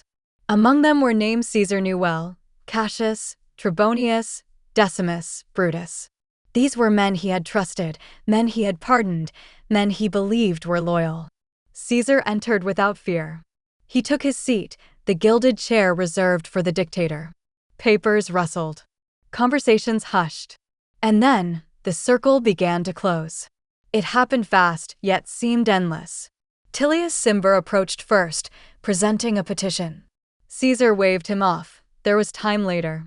But Cimber grabbed his toga, pulling it down, a prearranged signal. Then came the flash of steel. Servilius Casca struck from behind, the blade grazing Caesar's shoulder. Caesar spun, shouting, pushing, shocked but not broken. He fought. Plutarch says he grabbed Casca's arm. More blows came. Cassius lunged, then Decimus, then others. It was a frenzy, a storm of white cloth and red. 20, 30 wounds, who can count? Caesar tried to resist, but numbers told. And then Brutus. The friend, the almost son, the man whose name carried the weight of liberty. When Caesar saw him, something inside seemed to break. Et tu, Brute, is the famous line, though ancient sources vary. Perhaps he said nothing, perhaps it was a sigh of recognition. Whatever the words, the meaning was clear. Betrayal hurts most when it comes from the trusted. Caesar pulled his toga over his head, whether to shield his face or preserve his dignity. And there, beneath Pompey's statue, he fell. For a moment, nothing moved. The conspirators stood, breathless, blades slick, togas stained. The Senate chamber smelled of iron and fear. Then the shouting began, echoing in the porticos and streets, "Caesar is dead." Some fled in panic, others ran home. The assassins poured into the forum, swords raised, shouting liberty. The Republic is saved. But outside, Rome was not rejoicing. The crowd did not surge to embrace them. Instead, they murmured, stared, and waited. They loved Caesar, or at least admired him. And the sight of his blood on the stones did not feel like freedom, it felt like something broken. What happened in those few minutes would echo for centuries. Caesar's ambition, his brilliance, his mercy, his audacity, they ended in a flurry of blades. And yet, his death was not the end of his influence. In dying, he became more than a man. He became a symbol. The conspirators thought they were saving the Republic. Instead, they unleashed forces they could not control. The Senate's uneasy silence had finally spoken, and Rome would never be silent again. Because it is the hinge on which Caesar's life and the Republic swung. The assassins were senators, not strangers. They killed not a tyrant in exile, but a colleague in the heart of power. Their knives were aimed at one man, but struck at the very idea of leadership in Rome. And there's the bitterest irony. By killing Caesar to save the Republic, they destroyed the fragile balance left. Civil war would return, fiercer than before. The Republic would stumble toward monarchy anyway, and Caesar's name would live on as both hero and warning. The moment Caesar's body hit the floor, the balance of Rome shifted. In an instant, the man who had been its master became its memory. The conspirators, blades still warm, expected cheers. They thought the streets would roar with gratitude, that citizens would hail them as saviors. Instead, there was confusion, whispers, the sound of sandals retreating. Rome was a city used to violence, but this was different. This was Julius Caesar. He wasn't some forgotten governor or hated tyrant. He was the man who had fed the poor, pardoned enemies, rebuilt the calendar, and conquered Gaul. He was the reason grain flowed and roads were secure. The Republic was uneasy under his power, yes, but many loved him. To kill him in daylight, in the Senate, by men he trusted, it stunned Rome into silence. The conspirators, now calling themselves liberators, expected to seize the moment. Swords raised, they marched through the forum shouting liberty. The Republic is restored. But few followed. The common people kept their distance. Shops closed, doors shut, and slaves whispered behind walls. No one knew what would happen next. Would Caesar's veterans storm the city? Would Antony strike back? Brutus tried to speak, to explain, to reason. His reputation for virtue carried some weight, but the words fell flat. Rome didn't feel saved, it felt lost. Liberty is a hard thing to sell when it looks like murder. Caesar's body lay where he fell until loyal attendants carried it home. The sight was terrible, dozens of wounds, some shallow, some deep, all a testament to fury and fear. The dictator who had crossed the Rubicon, who had faced armies and kings, was gone in a few frenzied minutes. Mark Antony, consul and friend, moved carefully. He knew the streets were unpredictable. He gathered allies, calmed troops, and avoided rash revenge, at least for now. Antony understood that time was a weapon. Rage could wait. Then came the funeral. It was supposed to be controlled, a dignified farewell, a cooling of tempers. The Senate allowed a public ceremony, thinking it might soothe the crowd. But they underestimated two things: the people's grief and Antony's voice. Before thousands gathered in the forum, Antony spoke. He lifted Caesar's bloodied cloak and showed the holes where the knives had pierced it. He spoke of each wound, each friend turned enemy, each senator's hand that struck. He reminded them of Caesar's gifts: land for veterans, feasts for the poor, reforms for the city. He read the will, revealing that Caesar had left money for every Roman citizen and gardens for the people's use. The crowd murmured, then cried, then roared. They demanded justice. When Antony pointed to Caesar's body, battered and pale, something in the crowd snapped. They surged forward, seized the bier, and set it alight right there in the forum. The flames rose, feeding on wood, oil, and rage. People tore benches and doors for fuel, some grabbed weapons. Others turned on the homes of the conspirators. Liberty, it seemed, had turned into a mob. Panic gripped the killers. Some had fled already, others now ran for their lives. Brutus and Cassius slipped away, hoping to gather support in the provinces. Decimus, Trebonius, and others scattered. But Rome was no longer theirs to calm. The city belonged to grief and anger. In the days that followed, statues of Caesar were draped, altars erected. Veterans, many still in the city, swore oaths to his memory. Ordinary citizens spoke his name with something like reverence. Even those who had doubted him now wondered if perhaps, in killing him, the Senate had broken something precious. In this storm, Mark Antony emerged. Bold, shrewd, and theatrical, he knew how to turn mood into momentum. He didn't declare war yet. He played the statesman, called for order, promised amnesty to the conspirators. But behind the scenes, he gathered men, made alliances, and secured Caesar's papers and wealth. The conspirators, sensing danger, tried to justify themselves. They wrote, they spoke, they promised freedom. But without Caesar's shadow, their words were pale.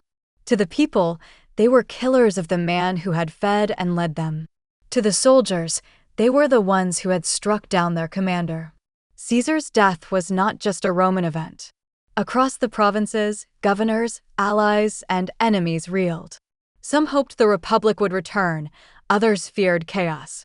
In Egypt, Cleopatra grieved and calculated. In the East, kings wondered if the legions would march again. But one figure mattered most, a quiet, serious young man named Gaius Octavius, Caesar's grandnephew and adopted son, studying in Illyricum when news came. Barely 19, clever beyond his years, Octavian would change everything. For now, though, he simply began the long journey back to Rome, carrying Caesar's name like a banner. Because it did more than kill a man, it shattered an idea. The Senate thought they were saving the Republic. Instead, they exposed its fragility. The people thought they had a champion. Instead, they had a martyr. Caesar's enemies thought they had time. Instead, they had unleashed a storm. The wounds on Caesar's body were more than physical. They were symbolic. Each cut was a reminder of ambition, fear, loyalty, and betrayal. Each drop of blood seeded something new, a longing for order, a thirst for vengeance, a desire for a leader who could not be killed so easily. As night settled over Rome, the flames of his pyre still glowed in the Forum. People carried torches home, singing or weeping. Mothers told children of the great man who was gone. Veterans clenched fists. Senators barred doors. Somewhere, Antony sharpened plans, and Octavian, still far away, tightened his resolve. Julius Caesar was dead. But his story was far from finished.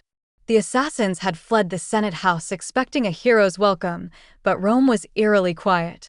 Doors shut, shutters closed, voices hushed. Caesar was dead, but the Republic didn't rejoice, it trembled. For every senator who claimed to have saved liberty, there were hundreds of citizens who had lost a leader. The Forum, usually noisy, seemed to hold its breath. In this uneasy calm, Caesar's body lay in his house. Friends and servants kept vigil. Mark Antony, the consul and Caesar's loyal ally, moved carefully, gathering allies, calming troops, and promising a public funeral. The conspirators, calling themselves liberators, huddled in safe houses, nervous. They had taken the Republic's most famous life. Now they waited to see if the Republic still wanted them. News travels fast, especially when it involves money. Antony soon made a calculated move. He read Caesar's will. Inside were surprises. The dictator, who some claimed wanted to be king, had left gifts for the people. Each Roman citizen would receive money, about 75 drachmas, a generous sum. Gardens near the Tiber were to be made public, a gift of leisure and beauty to the city. It was brilliant politics even in death. Caesar's last act seemed generous, thoughtful, almost loving. And the people noticed. The conspirators had spilled the blood of a man who, even in absence, gave them something. The funeral was set for mid-March, in the Forum itself. Thousands came, senators in stiff togas, veterans in worn tunics, merchants, women, children, slaves. The crowd was thick, restless. They had heard rumors of omens, of betrayal, of kingship denied. They wanted to see the man, to mourn, to understand. The bier was simple but dignified, carried into the heart of Rome. Caesar's body, draped in purple and gold, lay for all to see. Flowers piled high, incense curled. It should have been solemn, restrained. But Mark Antony had other plans. Antony understood mood like a musician understands notes. He began calm, respectful. He spoke of Caesar's victories, his reforms, his mercy. He called him not tyrant, but friend of the people. Then he did something few expected. He lifted Caesar's blood-stained cloak, pierced and torn, and held it high. Each hole was named, here Casca, here Cassius, here Brutus. He read the will aloud. He described Caesar's generosity. His voice rose and fell, not accusing, but inviting the crowd to feel. He didn't need to shout, he only needed to pause at the right words. This was the man you trusted, the man who gave you land, money, pride, and this is how he was repaid. The crowd murmured, then cried, then roared. Grief twisted into anger. The assassins were not heroes, they were traitors. Antony, whether he planned it or simply felt it, unleashed something raw. Someone brought a torch. Then another. Soon, the bier was lifted, carried to the forum's heart, and set alight. Flames leapt, thick smoke curling toward the sky. Citizens tore benches and doors to feed the fire. Veterans lifted swords. The city that had been quiet now shouted. Some rushed to the homes of the conspirators, smashing windows, setting fires. Others erected altars to Caesar, mourning openly. The forum became a shrine and a riot all at once. The liberators, who had hoped to be praised, were hunted. Brutus and Cassius, once dignified senators, slipped away under cover of night. Antony rode the wave carefully. He calmed troops, avoided declaring himself ruler, but positioned himself as the voice of Caesar's legacy. He controlled Caesar's papers, his money, his allies. But another name was rising. Gaius Octavius, Caesar's 19-year-old heir, was already moving toward Rome. The Senate, the conspirators, Antony, they would all have to reckon with the boy who now carried Caesar's name. For days, the city was restless. Fires smoldered, altars glowed. Caesar's image appeared everywhere, on statues, coins, even in graffiti praising him as father of the nation. Meanwhile, the conspirators regrouped in the provinces, claiming they were not traitors but liberators. Their words were thin compared to the memory of Caesar's generosity and Antony's drama.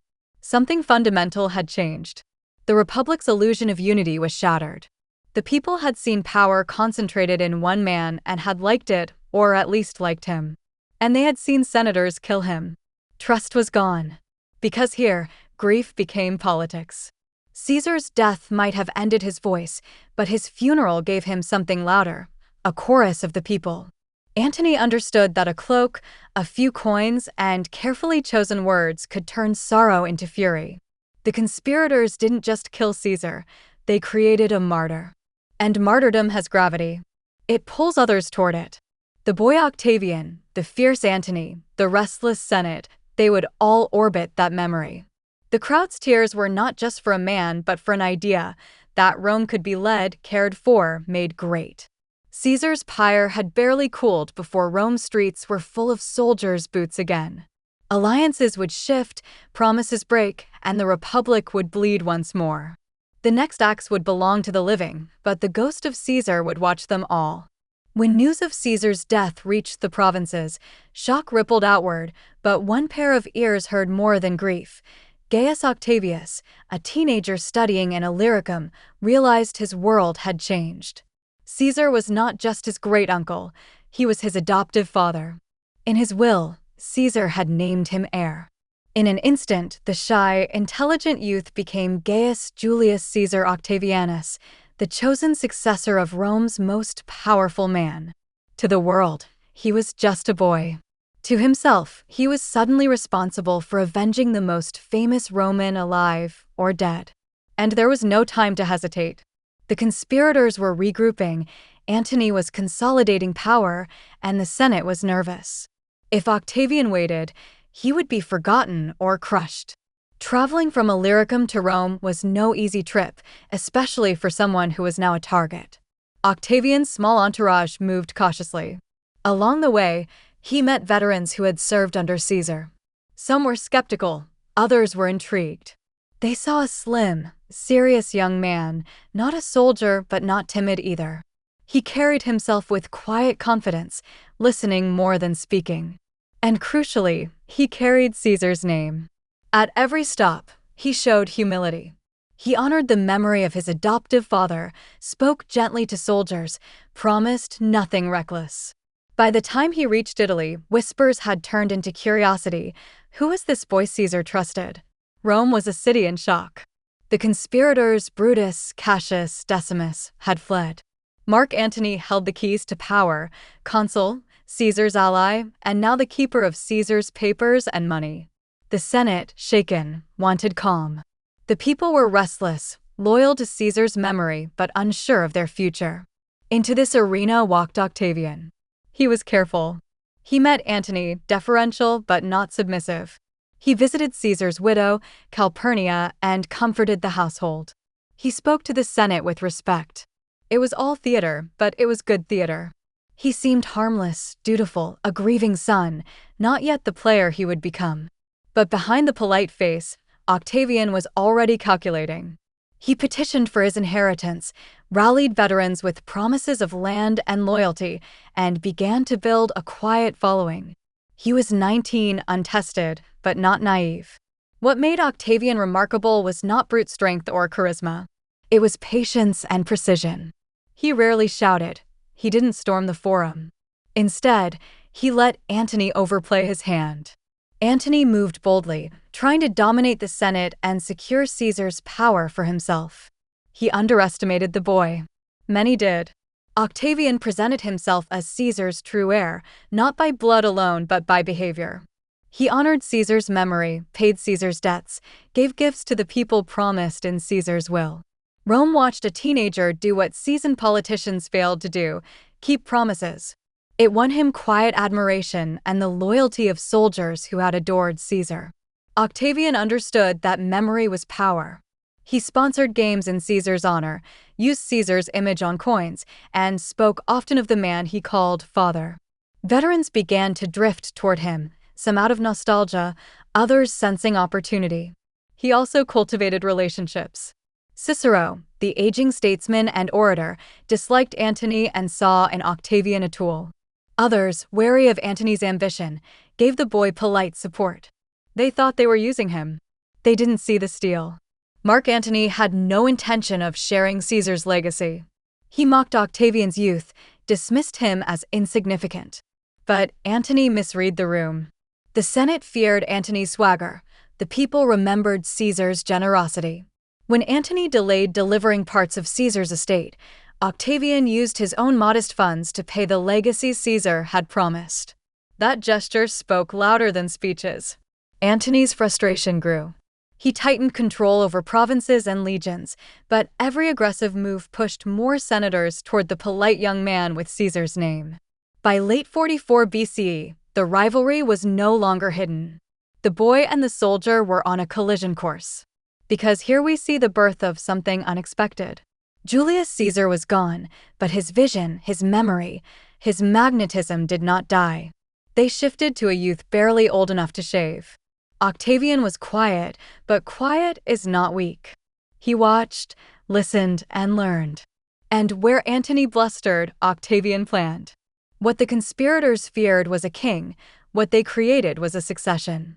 They killed one Caesar and gave the world another. Nobody in Rome fully understood it yet, but the die was cast again. Octavian would not only avenge Caesar, he would complete his work. The Republic's days were numbered, not by the sword alone, but by a young man who knew how to turn patience into power. Soon, he would march. But for now, he smiled, bowed, and let the older men underestimate him. When Caesar fell beneath Pompey's statue, it was not just a man who died. It was a center of gravity. For years, he had been the axis around which Rome spun, the soldier king without a crown, the statesman who could command legions and pass laws, the populist who could charm the mob and terrify the Senate. When he was gone, Rome discovered something unnerving. It could not simply go back to how things were. The conspirators thought the Republic would breathe easier. Instead, it staggered. People missed the man who had promised bread and games, who had forgiven enemies, who had made them feel safe in uncertain times. The Senate missed the order, even if it bristled under it. Soldiers missed their general. Even critics admitted, sometimes grudgingly, that Caesar had been a force of nature. And in that vacuum, myths began to grow. For all the drama, Caesar's real strength was not just charisma, it was action. He had changed things. Some were small but lasting. The Julian calendar kept the months aligned with the sun. The year 46 BCE was famously long, a year of confusion, to reset time itself. It worked so well that, With tweaks centuries later, it still shapes how we count days. He restructured provincial administration, reducing corruption by sending governors with clearer mandates and stricter oversight. He extended citizenship to more Italians and provincials, knitting the empire closer. He gave land to veterans, easing unrest and rewarding loyalty. He even toyed with public works projects that would reshape Rome, draining marshes, expanding harbors, building libraries. These were not small things. They were bones and sinews of a stronger state. Many who hated him still used his laws. In this way, Caesar's hand was on Rome long after his heart stopped.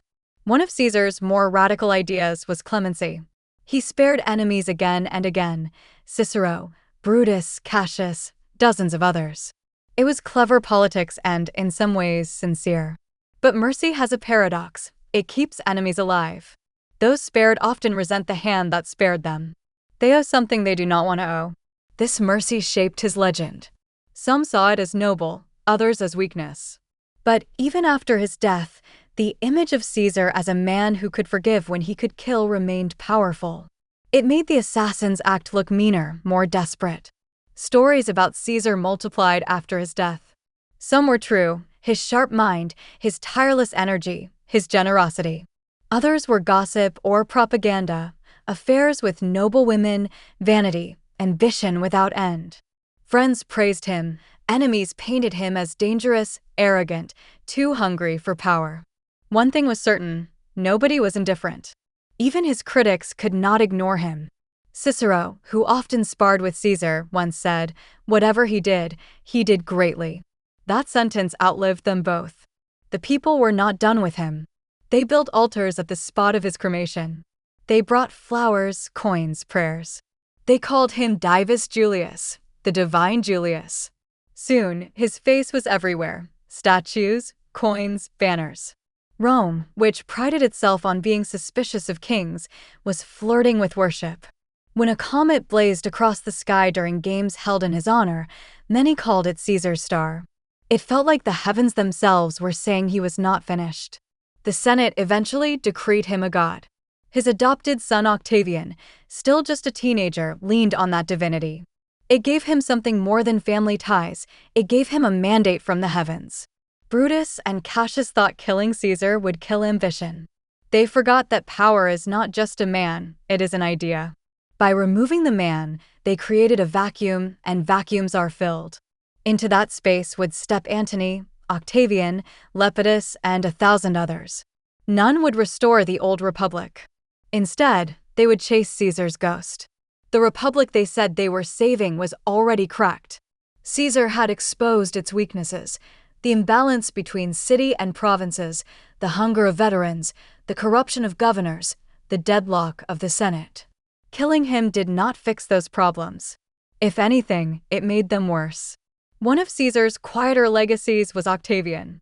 In naming the boy his heir, Caesar showed both trust and foresight. The youth carried not just money, but the Caesarian brand. The name itself became a weapon. Coins with Caesar's face now implied Octavian's claim. Every soldier who swore loyalty to Caesar could be reminded that this boy was Caesar too. In time, Octavian would shed his boyhood name and become Augustus, but that was still years away. For now, Caesar's choice had planted the seed for something Rome had never seen: a dynasty. For all the reforms and wars, Caesar's legacy was emotional as much as practical. He stirred feelings: love, hate, fear, admiration. They all clung to his name. Even in death, he divided families, friends, senators. He made men feel small and grand at the same time. Perhaps this is why his story endures. He was brilliant and flawed, brave and vain, merciful and ruthless. He was utterly human and yet seemed larger than life. When people speak of leadership, ambition, betrayal, they still borrow his shadow. Because it reminds us that a life is more than its ending. Caesar's killers thought they wrote the final line. Instead, they wrote the middle of the story. His reforms shaped a stronger Rome. His name carried more weight dead than alive. His memory turned politics into theater. Even now, when we say Caesar, we mean power. The title Caesar would outlive him, travel through emperors, languages, and centuries, becoming Kaiser, Tsar. That is legacy, when your name becomes an idea. When Caesar died, his body was gone, but his story was just getting started. Romans had always loved drama, and Caesar's life offered everything: ambition, courage, betrayal, loyalty, and a shocking fall. It didn't take long for his name to appear not just in speeches and laws, but in poems, plays, and history books. Writers saw in Caesar a mirror for power and a warning about its cost.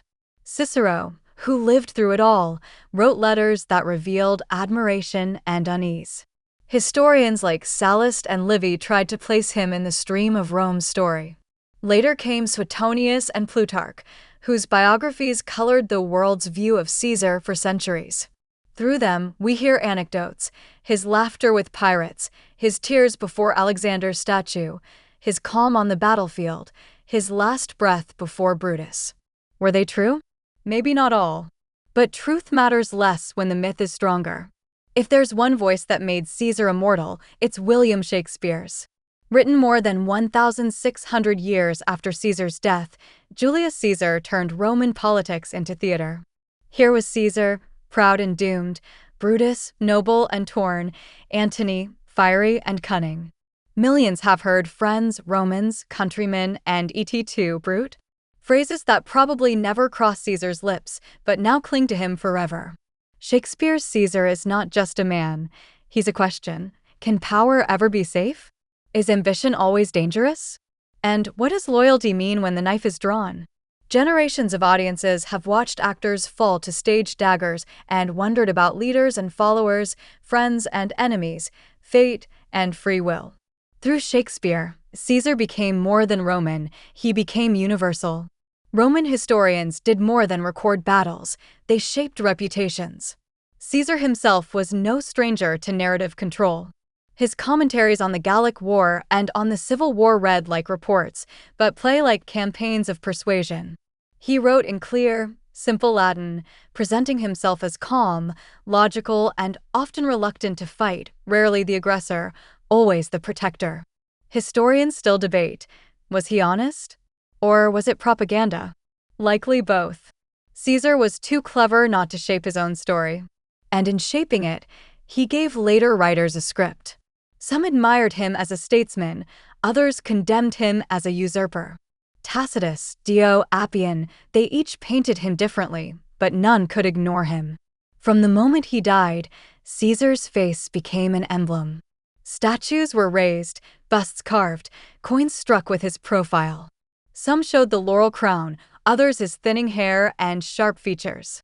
These were not mere portraits, they were messages. Every coin said, "Here is the man Rome could not forget." Painters of the Renaissance and beyond returned to him. Think of works by Rubens or Jerome, where Caesar appears grand, betrayed, or thoughtful. In modern times, films and novels reimagine him: a brilliant tactician, a lover, a visionary, sometimes a villain. Even video games and TV shows carry his name. The laurel crown still sells tickets. Few men have had their name turn into a title. Caesar did. The German Kaiser, the Russian Tsar, both echo his. For centuries, rulers borrowed his syllables to claim legitimacy. His name meant authority, it meant power. And phrases? They linger. Crossing the Rubicon means a point of no return. Beware the Ides of March means beware the unexpected. Et tu, brute, means the sting of betrayal. Even when people don't know the details, they know the phrases. Caesar lives in language. Perhaps that's the heart of his cultural afterlife. Caesar is a question, not an answer. Was he a savior or a destroyer? A visionary or a tyrant? Writers, filmmakers, politicians, they all argue it still. Each era finds its own Caesar. During the Enlightenment, he was the dangerous strongman. In the 19th century, he was the genius. Today, he might be the populist, the disruptor, the leader both feared and admired. The fascination lies in the contradictions: the conqueror who wrote like a poet, the reformer who made enemies of friends, the man who forgave but was not forgiven. He was brilliant, vain, courageous, calculating. No single story fits him, which is why so many keep trying. Because memory is power. Caesar's soldiers gave him loyalty. History gave him immortality. Every retelling, from Plutarch to Shakespeare to modern screenwriters, reshapes him. He is the actor who never leaves the stage. He is the line in the play, the name on the coin, the warning in the proverb. And perhaps that's fitting. Caesar lived to be remembered. He built bridges, roads, armies, and narratives. He knew that while marble can crumble, stories travel. He crossed rivers. His legend crossed centuries. Today, when someone says Caesar, we think of ambition, leadership, risk, betrayal. We see our own fears and hopes reflected in him. Leaders study his campaigns. Rebels quote his enemies. Writers imagine his thoughts. Actors mimic his gestures. It's the price and gift of being larger than life. You never quite belong to yourself anymore. Julius Caesar became everyone's to tell.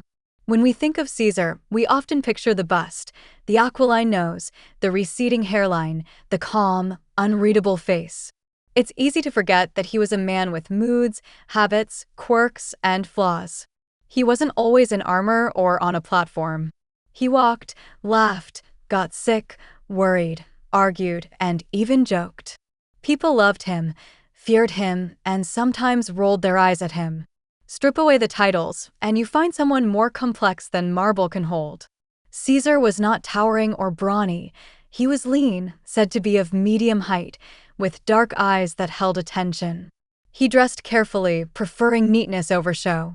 He was known for keeping his tunic slightly loose at the waist, a style some mocked, others copied. His attention to grooming made him the butt of jokes among rivals, but it worked. He stood out as polished, composed, always in control of his image. He was also a creature of habit. He worked tirelessly, writing letters even on horseback, dictating to several scribes at once. He could move from politics to war plans to casual conversation without losing focus. And yet, there were reports of epilepsy or fainting spells, reminders that even great men have weaknesses. What really defined Caesar was his brain. He thought fast, wrote clearly, remembered names and details. His commentaries weren't dry reports. They were masterpieces of clarity, written in the third person to appear objective. Even in war, he was a communicator, making sure his version of events was the one Rome heard first. He wasn't just smart, he was strategic. He saw people as pieces on a board, but not just as pawns. He understood emotion. He could flatter, charm, intimidate, and inspire, often all in the same day. Friends said he was generous. Enemies said he was calculating. Both were right. Caesar could be funny. He teased, he laughed, he enjoyed witty company. Stories tell of him joking with his soldiers, sharing their hardships, even making fun of himself. That human side mattered. Soldiers followed him not only because he won battles, but because they felt he cared. He remembered names, praised bravery, and made men feel seen. He also loved words.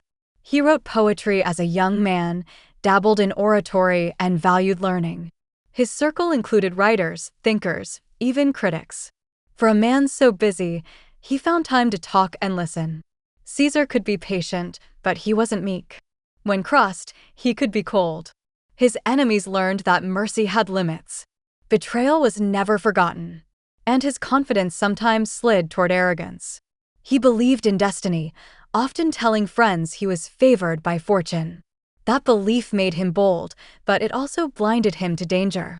The Senate's daggers came close to home partly because Caesar couldn't, or wouldn't, see himself as mortal. The ego was there, too. He enjoyed praise, honors, statues. He liked the stage.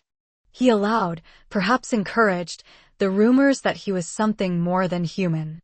Was it vanity or strategy? Probably both. Power and theater were twins in Rome, and Caesar was an excellent actor. He married 3 times, but politics often drove those choices. Love was there, certainly with Cornelia, his first wife, and affection for Calpurnia, his last. His bond with his daughter Julia seemed deep. Her death hurt him. Affairs were plentiful, some scandalous. Cleopatra stands out, a queen who met him as an equal and fascinated him. Their relationship produced a son, Caesarion, and 1,000 rumors. Yet loyalty mattered to him. Friends like Mark Antony, trusted officers, even some rivals, if they were useful, loyal, or brilliant, he kept them close. He rewarded service and talent, sometimes even in those who opposed him. But trust? That was rarer. Perhaps that's why the betrayal of Brutus stung so deeply. Caesar had invested in him, and still the knife came.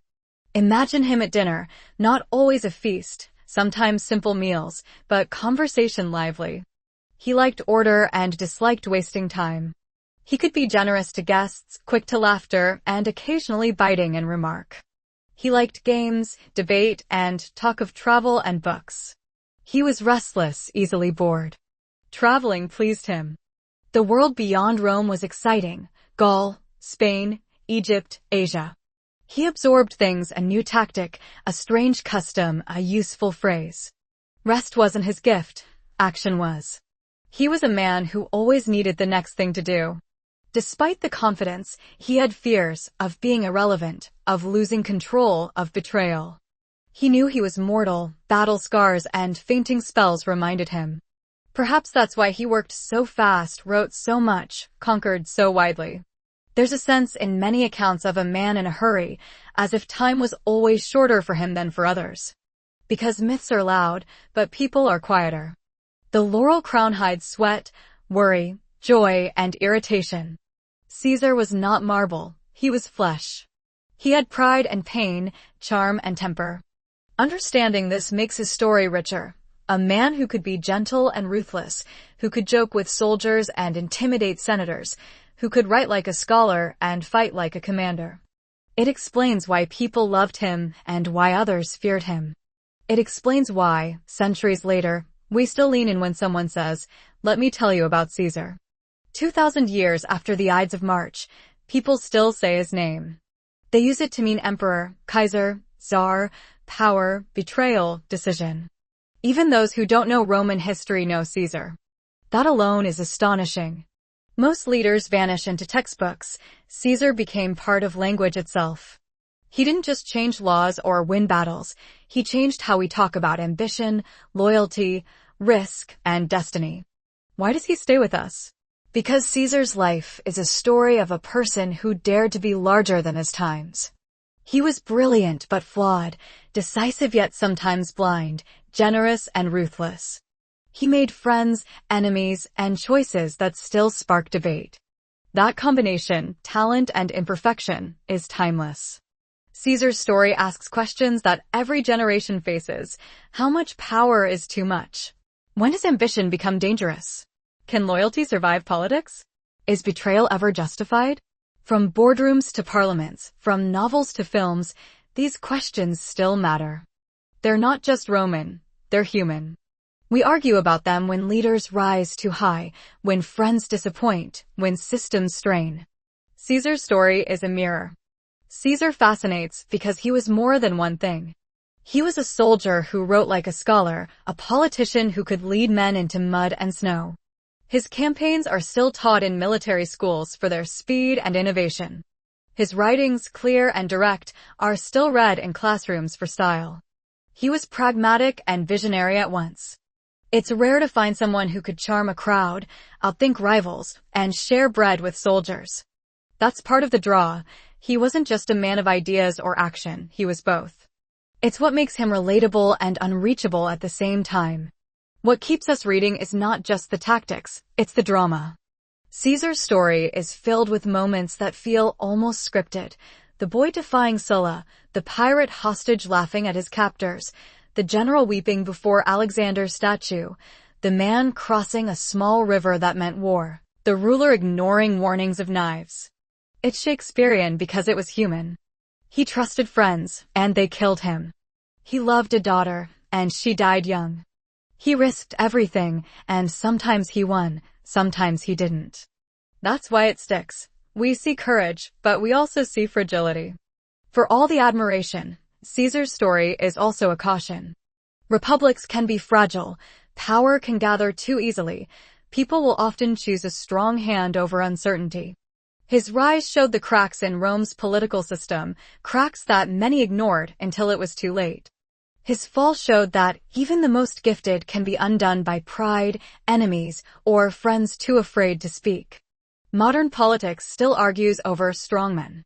Businesses still talk about leadership, strategy, and risk-taking. The lessons are there. Be bold, but listen. Build, but share credit. Trust, but watch the room. And remember that fame doesn't protect. Sometimes it invites the blade. After his death, the Republic didn't heal. It broke. Antony and Octavian would fight. Brutus and Cassius would die. The Republic would end not with a restoration, but with an emperor, Caesar's heir. In that sense, the conspirators failed. They tried to stop a tide and were swept away. The title Caesar outlived the man. It became a crown, a brand, a warning, and an ambition. It reminds us that leadership doesn't end at the edge of a sword. It often begins again in memory. Because Caesar's story is not really about Rome, it's about us. It's about vision and vanity, friends and foes, risk and reward. It's about how people follow those who dare and how they fear them. It's about how one life can bend a world and how even bending is never enough. He was brilliant, he was flawed, and he was unforgettable. Those are the ingredients of legend. Because this chapter reminds us that history is not dusty, it's alive. Caesar's choices still echo. We see him in every ambitious leader, every gamble that changes everything, every betrayal that hurts more because it comes from someone close. We use his words, we watch his plays, we argue about his meaning. And maybe that's why he matters most. He shows us that the past is never really gone. It's standing behind us, whispering,